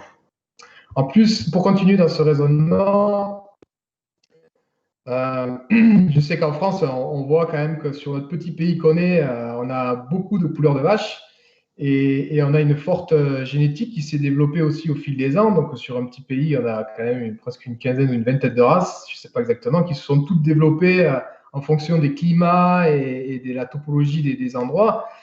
Et en gros, on sait faire aussi en France les croisements. On a inventé l'IRA 95 qui est un croisement, mais dans le seul but de faire une vache très grosse qui soit le plus au top de la grille Europa. Et je me suis dit, pourquoi pas inventer aussi, nous, avec notre savoir-faire français, inventer une race qui soit justement là, aux antipodes de ça, qui soit plus adaptée plus rustique, avec un nom plus vendeur, à savoir, voilà, j'ai mis un petit exemple de 4 races françaises. Si on avait à faire. On ne voit plus ton partage. Tu avais une dernière slide justement qui présentait cette race idéale. Ce serait dommage de ne pas l'avoir. Ouais, c'est sûr.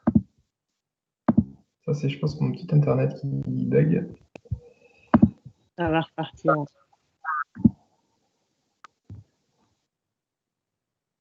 Voilà, vous la voyez? Oui, parfait. Ok, super. Parfait. Donc, je te disais faire un croisement franco-français où on prend, là, j'ai pris un petit exemple de 4 races françaises, faire un mix des 4 qu'on pourrait appeler par exemple la gauloise, qui elle, derrière, avoir un mot gaulois sera déjà plus vendeur que INRA 95 ou Stabilizer, qui ne sont pas forcément vendeurs. Et aussi une race plus autonome qui puisse davantage intéresser la jeunesse pour le futur de l'élevage, puisque bon, la jeunesse, c'est l'avenir. Donc, une vache plus rustique, plus facile à vivre et plus efficace, et plus en attente du citoyen vis-à-vis du respect de l'environnement et de la biodiversité de notre beau pays, quoi. Merci beaucoup Yannick pour cette présentation. On va passer aux questions. Alors, je te laisse. On voit la dernière slide. Voilà, ouais. Les quelques petites photos de aventures Newfield. Donc, évidemment, Newfield, ça reste une expérience fabuleuse. Donc, c'est une évidence pour moi de postuler à ce genre d'association.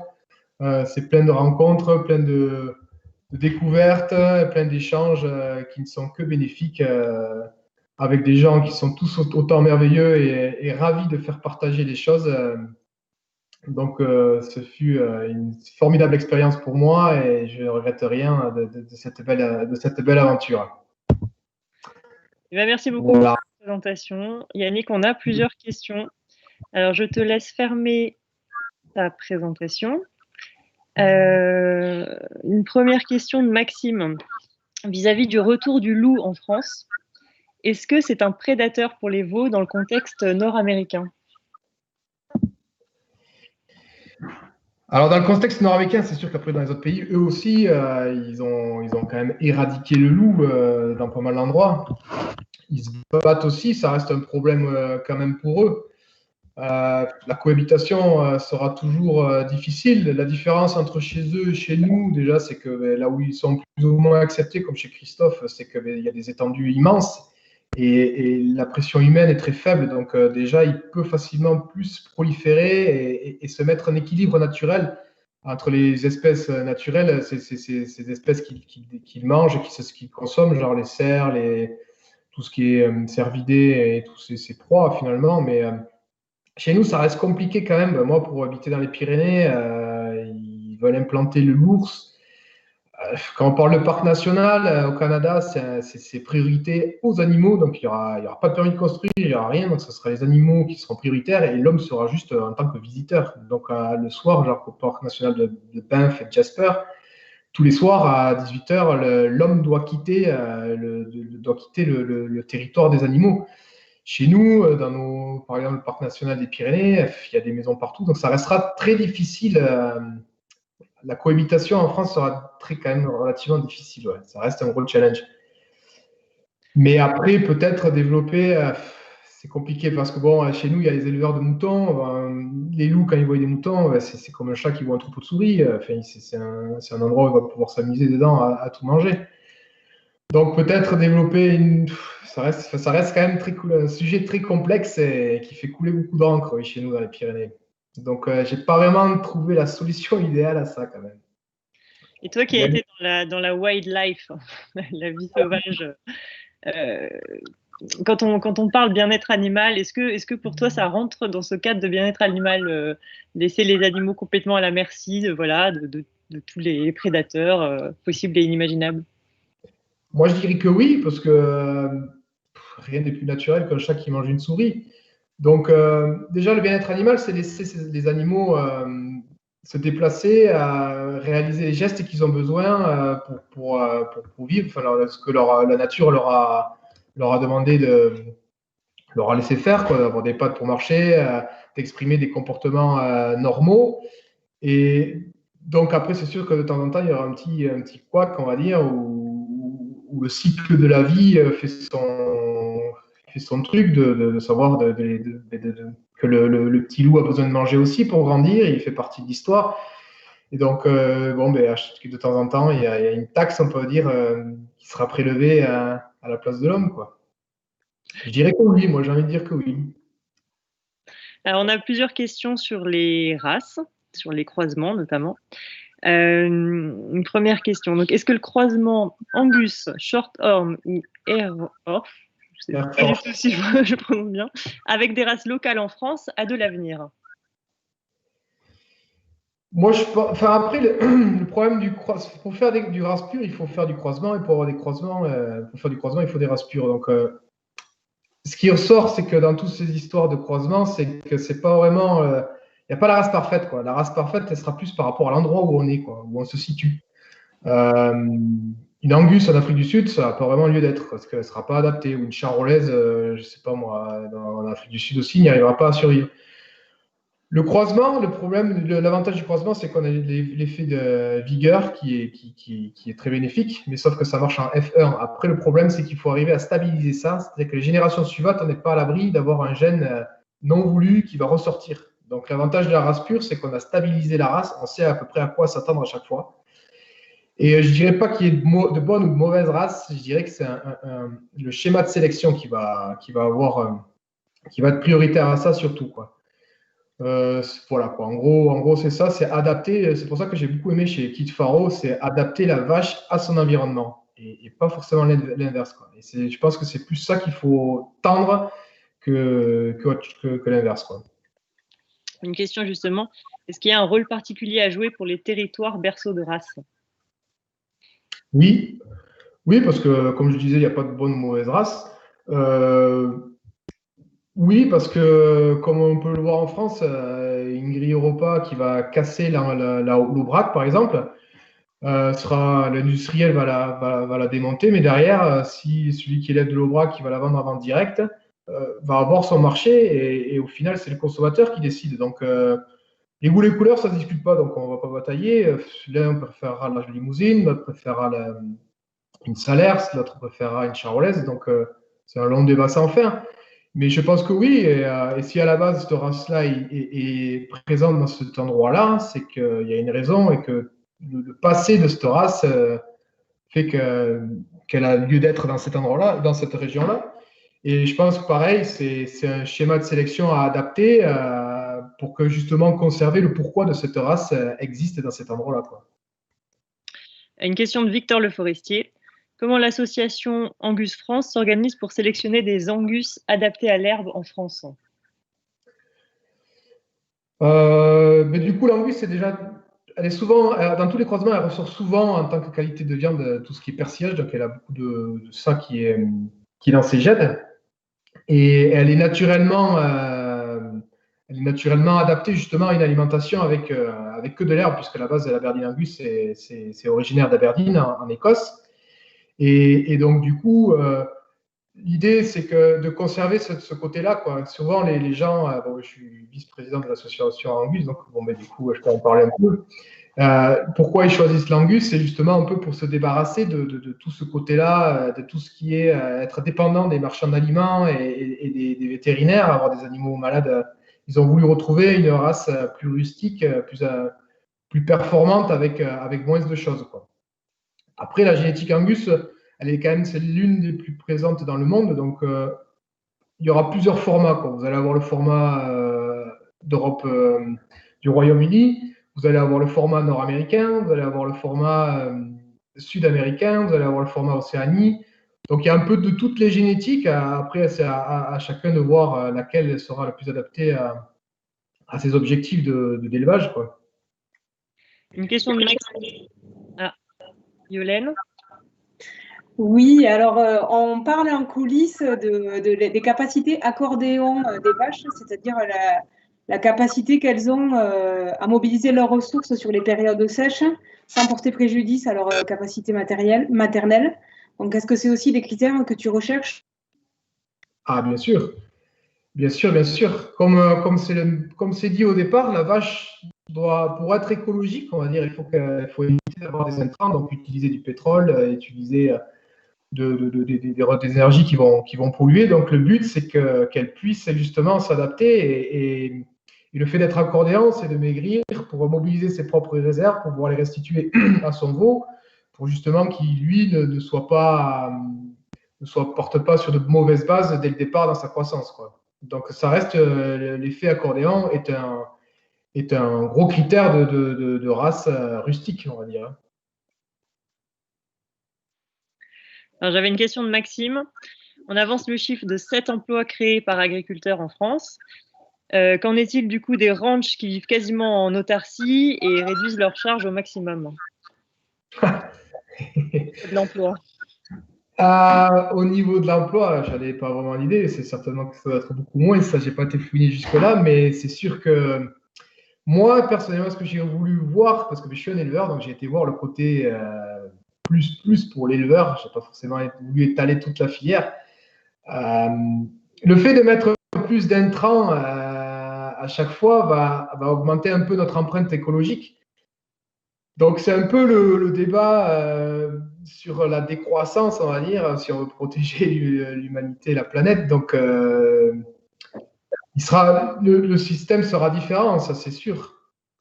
Ça c'est sûr. Après, là vous posez un peu une colle, mais c'est sûr que plus il y aura d'activité humaine, plus l'empreinte humaine sur la planète sera grande. Donc c'est sûr qu'en réduisant les intrants, on réduit notre empreinte, on protège l'environnement, mais on détruit certainement des emplois aussi. Donc c'est un peu une question de piège là, ouais. Autre question, je ne sais pas si elle est piège. La viande peut-elle devenir un produit de saison en fonction de la pousse de l'herbe? Oui et non. Oui et non, parce que tout dépendra de la rusticité de l'animal à survivre dans des pousses d'herbe, on va dire, difficiles. Après, la viande, c'est quelque chose aussi qui peut se conserver. C'est sûr que c'est mieux quand c'est frais, mais bon, quand on peut quand même la congeler. Mais de là à devenir saisonnier, je pense pas quand même. Peut-être plus devenir un produit de luxe. Davantage ça, parce que bon, dans la viande, on parle beaucoup aussi de viande de substitution et on ne sait pas tout encore au niveau de la santé, on ne sait pas tout de leur empreinte aussi. La viande de Frankenstein, on ne sait pas non plus. Enfin, sur le papier, ça a l'air très bien, mais maintenant, de plus en plus qu'il y a d'études qui sortent, finalement, c'est peut-être pas aussi bien que cela. Et donc, c'est sûr que à Amès, toutes les interventions qu'on a eues, elles ont commencé par la courbe de la démographie humaine en France, dans le monde. Donc, on est passé, en gros, on a mis 70 000 ans à être 1 milliard. Et en 2 siècles, on est arrivé à 10 milliards. Donc, c'est sûr, est-ce qu'à 10 milliards, on arrivera à produire de la viande comme un Européen ou un Américain peut manger pour tout limite 10 milliards? Ça reste une question piège aussi, ouais. Et ça, je ne sais pas si on peut y répondre. Si beaucoup peuvent y répondre. Aidan nous demande pourquoi l'Angus n'est pas beaucoup développé en France. Bah, il y a beaucoup de concurrence en France. Elle n'est pas développée parce que beaucoup d'éleveurs sont attachés à leur race locale. Et bon, il y a un peu aussi des œillères. Moi, je suis un peu dans le berceau de la Blonde d'Aquitaine. Quand j'ai débarqué avec mes petites vaches noires, on m'a pris pour un fou. Et bon, pour eux, la blonde, c'est la meilleure, et point barre, quoi. Mais après aussi, il y a le côté qui ne répond pas du tout à la grille Europa. Elle sera cassée, mais elle est plus adaptée à une grille où il faut regarder le persillé et le goût final. Donc, il y a ça, ouais. Il y a ça principalement. Il y a le fait qu'il y a quand même une grosse concurrence de races en France, quand même, quoi. Et le marché, les industriels n'est pas très adapté à la grille Europa. Elle marche très bien pour ceux qui font de la vente directe. Une autre question de Maxime. Avant, le croisement n'était pas valorisé par les acheteurs. Quel travail pour les interprofessions pour faire accepter cette tendance? Parler d'autre chose que le marketing sur la race. Je dirais plutôt, mais on commence à entendre parler un peu mais plutôt du marketing sur le only grass feed, quoi. Une vache qui n'a mangé que de l'herbe, quoi. Et qu'on ne se regarde pas forcément de quelle couleur elle était ou quel gène elle avait, quoi. C'est plus se regarder de la façon de comment elle a été élevée plutôt que qu'est-ce que c'est comme vache en premier lieu, quoi. Je dirais ça. Alors, je suis en train de regarder si je n'ai pas oublié de questions. Est-ce que toi, tu as trouvé une race qui t'intéresse davantage? Moi, ma philosophie en fait, de ce sujet-là, je l'avais déjà développée avant, parce que avant d'avoir des Angus qui sont arrivés en 2012, j'étais éleveur laitier, donc j'avais une succession de. J'ai grandi avec déjà dans l'idée de faire des vaches laitières, mais la succession de crises laitières ont fait que j'ai baissé les bras et mes parents qui partaient à la retraite, j'allais me retrouver tout seul et je ne voyais pas continuer les vaches laitières. Donc ma philosophie, ça a été de revenir à autre chose, quoi, d'un élevage laitier très dépendant des marchands d'aliments, des vétérinaires et beaucoup d'intrants extérieurs et d'intervenants qui au final, eux, gagnaient tous leur vie, ils avaient tous leurs congés payés, leur petit salaire, et moi, à côté de ça, je devais galérer pour essayer de me sortir un salaire.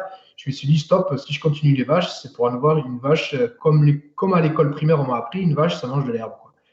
Donc, en gros, la philosophie, ça a été ça, et j'ai fait un peu mon tri, j'ai pas regardé le côté, je veux absolument une vache en chaise, j'ai dit, je veux une vache qui puisse survivre avec que de l'herbe. Donc après, avec des voyages précédents, j'avais fait mon stage d'élevage laitier au Canada. Et c'est là où j'avais découvert des Langus, la Hereford. Et je m'étais posé la question pourquoi ils n'ont pas des vaches comme chez nous, des grosses charolaises. Ils ont des petites vaches noires là. J'aurais pas intérêt. Il m'avait expliqué tout simplement, mon patron qui était dans les vaches laitières, qu'à l'époque, des vaches comme chez nous, elles n'auraient pas survécu dans des conditions et dans le système d'élevage qu'ils avaient eux. Et donc, quand j'ai arrêté les vaches laitières, j'ai voulu faire le moins d'investissement possible, d'essayer de moins s'adapter mon élevage, mon outil de travail existant. Donc, en gros, j'ai voulu virer les vaches laitières pour mettre d'autres vaches dans des logettes. Et donc, j'ai choisi l'Angus C'était soit l'Hereford, soit l'Angus, et j'ai pris l'Angus parce qu'elle avait un fort potentiel marketing au niveau mondial. Donc je me suis dit, je pense que je vais être dans les 2-3 premiers en 2012 à avoir un troupeau de plus de 50 Angus en France. Et donc j'ai pris, après il faut prendre des risques dans la vie, donc j'ai dit, bon bah allez, tant pis, feu, j'ai acheté 70 vaches au Royaume-Uni, 70 Angus qui ont débarqué là. Donc dans l'avenir, je ne pense pas changer de race, mais je continue toujours à travailler la génétique efficace à l'herbe et très indépendante, facilité de vélage, des choses comme ça, quoi, pour me faciliter la vie, quoi. Je vois que Elsa lève la main sur le chat. Je ne sais pas, Elsa, si tu voulais intervenir. Oui, je voulais demander à Yannick, est-ce qu'il a mis des choses en pratique suite à son étude, justement, sur son exploitation, que tu as mis des petits outils en place sur ton exploit? Ben, c'est surtout que ça m'a confirmé dans ma philosophie d'élevage. Pour être, comme je disais, dans le pays de la Blonde Aquitaine, où c'est des gens qui font beaucoup de la monoculture de maïs, où c'est beaucoup de soja importé. Pour arriver à engraisser des animaux sur 6-8 mois, pour arriver à, c'est sûr, ils font des super carcasses à 600-700 kg, ce qui est énorme. Mais le fait d'être parti à l'heure et d'avoir vu des philosophies comme j'ai pu voir là, sur les élages vus, ça confirme bien mon objectif et je me sens beaucoup moins seul. Et je n'ai pas vraiment ramené d'idées, mais j'ai ramené une confirmation de ma philosophie qui en fait fonctionne pas uniquement en France, fonctionne à l'étranger, fonctionne partout en gros, quoi. Et donc en France aussi, on peut le mettre en place. Et donc je vais rester, ça m'a confirmé dans ma ligne de conduite, quoi. On va dire ça. Et ça m'a fait voir aussi d'avoir d'autres types de génétique Angus que derrière, vu qu'avec l'insémination artificielle, on peut facilement avoir accès à ces différentes génétiques. Ok. Yannick, pour parler d'un sujet un peu actuel, qu'est-ce que tu penses de la viande artificielle? Bah, il faut tout inventer. Il y a des mecs qui se creusent la tête. Personnellement, j'ai goûté là, le Beyond Meat, là, donc le steak végétal de Beyond Meat. C'était un burger à A&W dans une chaîne de fast-food américain. Bah, sur le coup, c'est quand même bluffant parce que le travail est bien fait, quoi. Enfin, c'est assez dur de faire une différence. Bon, après, ça reste une comparaison d'un steak haché avec un steak haché, quoi. Donc, avec du végétal, on n'arrivera pas à faire une bonne côte de bœuf parce que bon, ça reste le must. Et ensuite, tout ce qui est côté, bon, déjà d'une part, on fait que nous rabâcher que les produits ultra transformés sont mauvais pour la santé. Et quand on parle de steak végétal, c'est un produit ultra transformé. Donc, c'est là où il y a un petit problème, à mon avis. On va nous dire, OK, il faut manger du végétal, mais pour arriver au goût de la viande, ils mettent tout et n'importe quoi. C'est énormément de produits différents.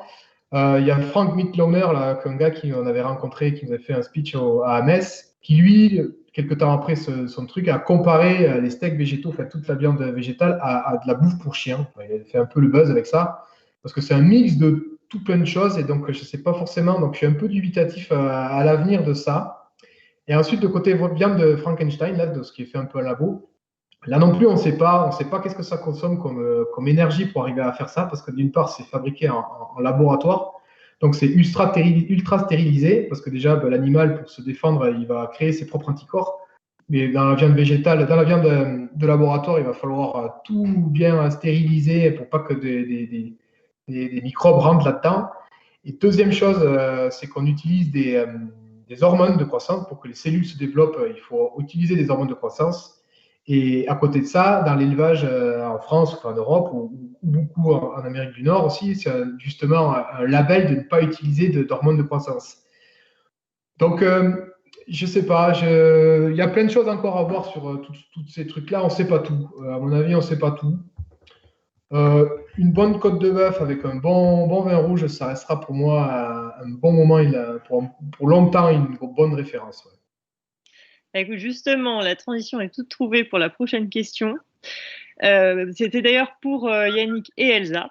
Envisagez-vous des complémentarités territoriales entre vos deux productions, puisque vous vivez tous les deux dans la même région?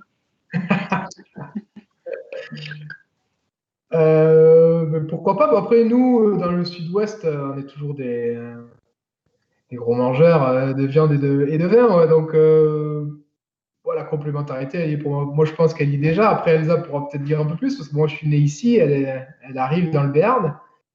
Donc, je vais laisser le soin à Elsa de répondre. Merci.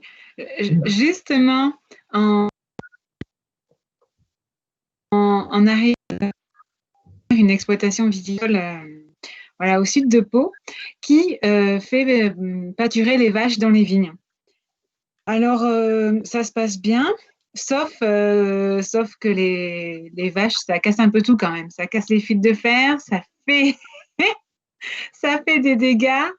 Et après, il y a juste des travaux d'hiver qui sont un petit peu plus corsés parce qu'il faut refaire souvent tous les fils de fer, les poteaux, et ça fait des creux.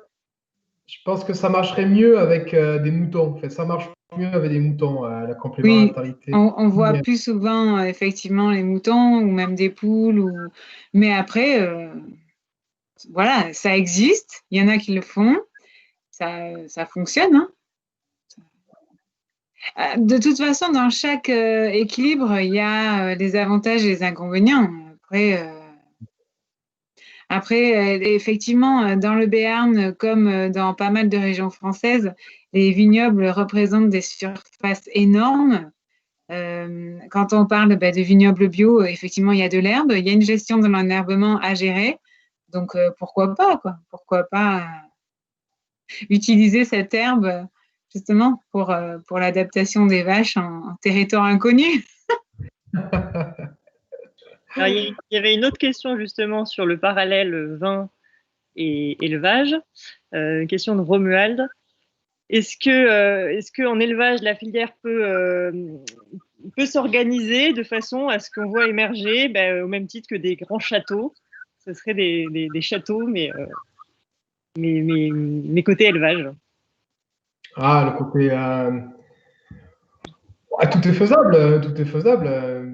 Il faut juste trouver des têtes pensantes et motivées, quoi. Mais oui, pourquoi pas. Après, moi, je disais là, justement, ce côté, on va dire château, viande à l'herbe, quoi, on va dire. Ce côté-là, ouais. Ou château, viande persillée. C'est quelque chose qui peut se faire. Après, il faut juste trouver des gens motivés. Mais ce qui est le côté viande à l'herbe, ça commence. Il va y avoir des choses qui vont sortir. Là. Il y a quelques jeunes motivés qui se creusent la tête un peu sur tout ça, ouais. Yannick, il y a Maxime qui a reformulé sa question sur les grands ranchs qui minimisent leurs frais et qui ont donc moins d'impact sur l'économie locale. En fait, est-ce qu'ils sont mal perçus par le voisinage, par les collectivités? Non. Non, parce que déjà, l'élevage aussi, ils ont eux aussi des problèmes pour intéresser la jeunesse, quoi. Donc aussi, il y a ce fait de vouloir simplifier au maximum parce qu'ils ont déjà aussi un problème de main-d'œuvre.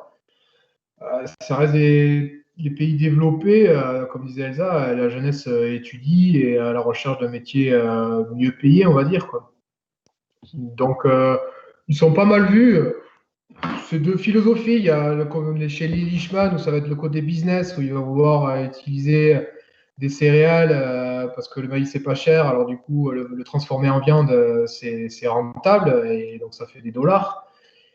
Et à côté de ça, il y a celui qu'à côté, il n'y a pas forcément vraiment de guéguerre entre eux, mais ni non plus une façon d'être mal vu, quoi. Mais en Californie, justement, le côté environnement, bien-être et simplifier les choses est beaucoup mieux perçu, quoi.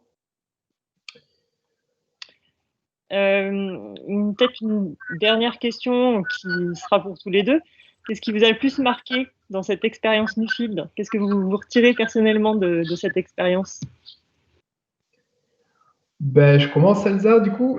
Pour moi, que du bonheur, quoi. Ça a été. Déjà, je ne connaissais pas Newfield.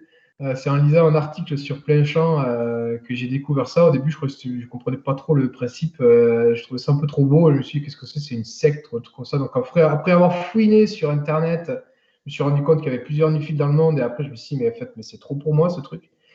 Et donc, j'ai vite postulé et en fait, sans aucun regret, parce que le truc qui est génial, c'est qu'on est Newfield à vie. Donc, moi, mes futurs voyages que j'espère faire quand le Covid se sera un peu calmé, c'est continuer à aller rencontrer des boursiers Newfield à travers le monde. C'est génial, surtout plein de points de vue. Aller chez les Nuffield, déjà, on n'arrive pas en tant que visiteur, on est presque comme des amis, donc d'un coup, c'est plus du tout le même accueil, on est hébergé et ils partagent tout. Donc c'est une évidence pour moi et ça, c'est le concept est génial et je peux que recommander à tout le monde de postuler. Elsa?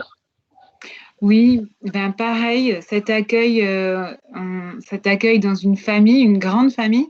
Et c'est vrai qu'à travers le CSC, la réunion des boursiers, on s'aperçoit à combien la famille est internationale et encore plus représentée à l'international parce que nous, en France, c'est vrai qu'on est, voilà, on est deux boursiers, mais dans des pays comme en Nouvelle-Zélande, le réseau est impressionnant.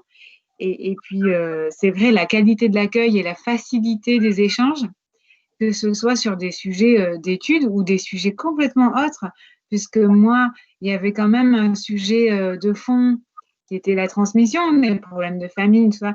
Et c'est des problèmes qu'on aborde aussi avec des boursiers et on se rend compte que finalement, c'est un problème international et qui est vieux, qui date pas d'aujourd'hui, que ça permet de relativiser et puis voilà, d'avoir des échanges, même sur la façon de vivre et d'appréhender certains problèmes, voilà, une vision et puis savoir qu'il y a un réseau qui existe et sur lequel on peut compter, c'est quand même, c'est très riche, une grande richesse.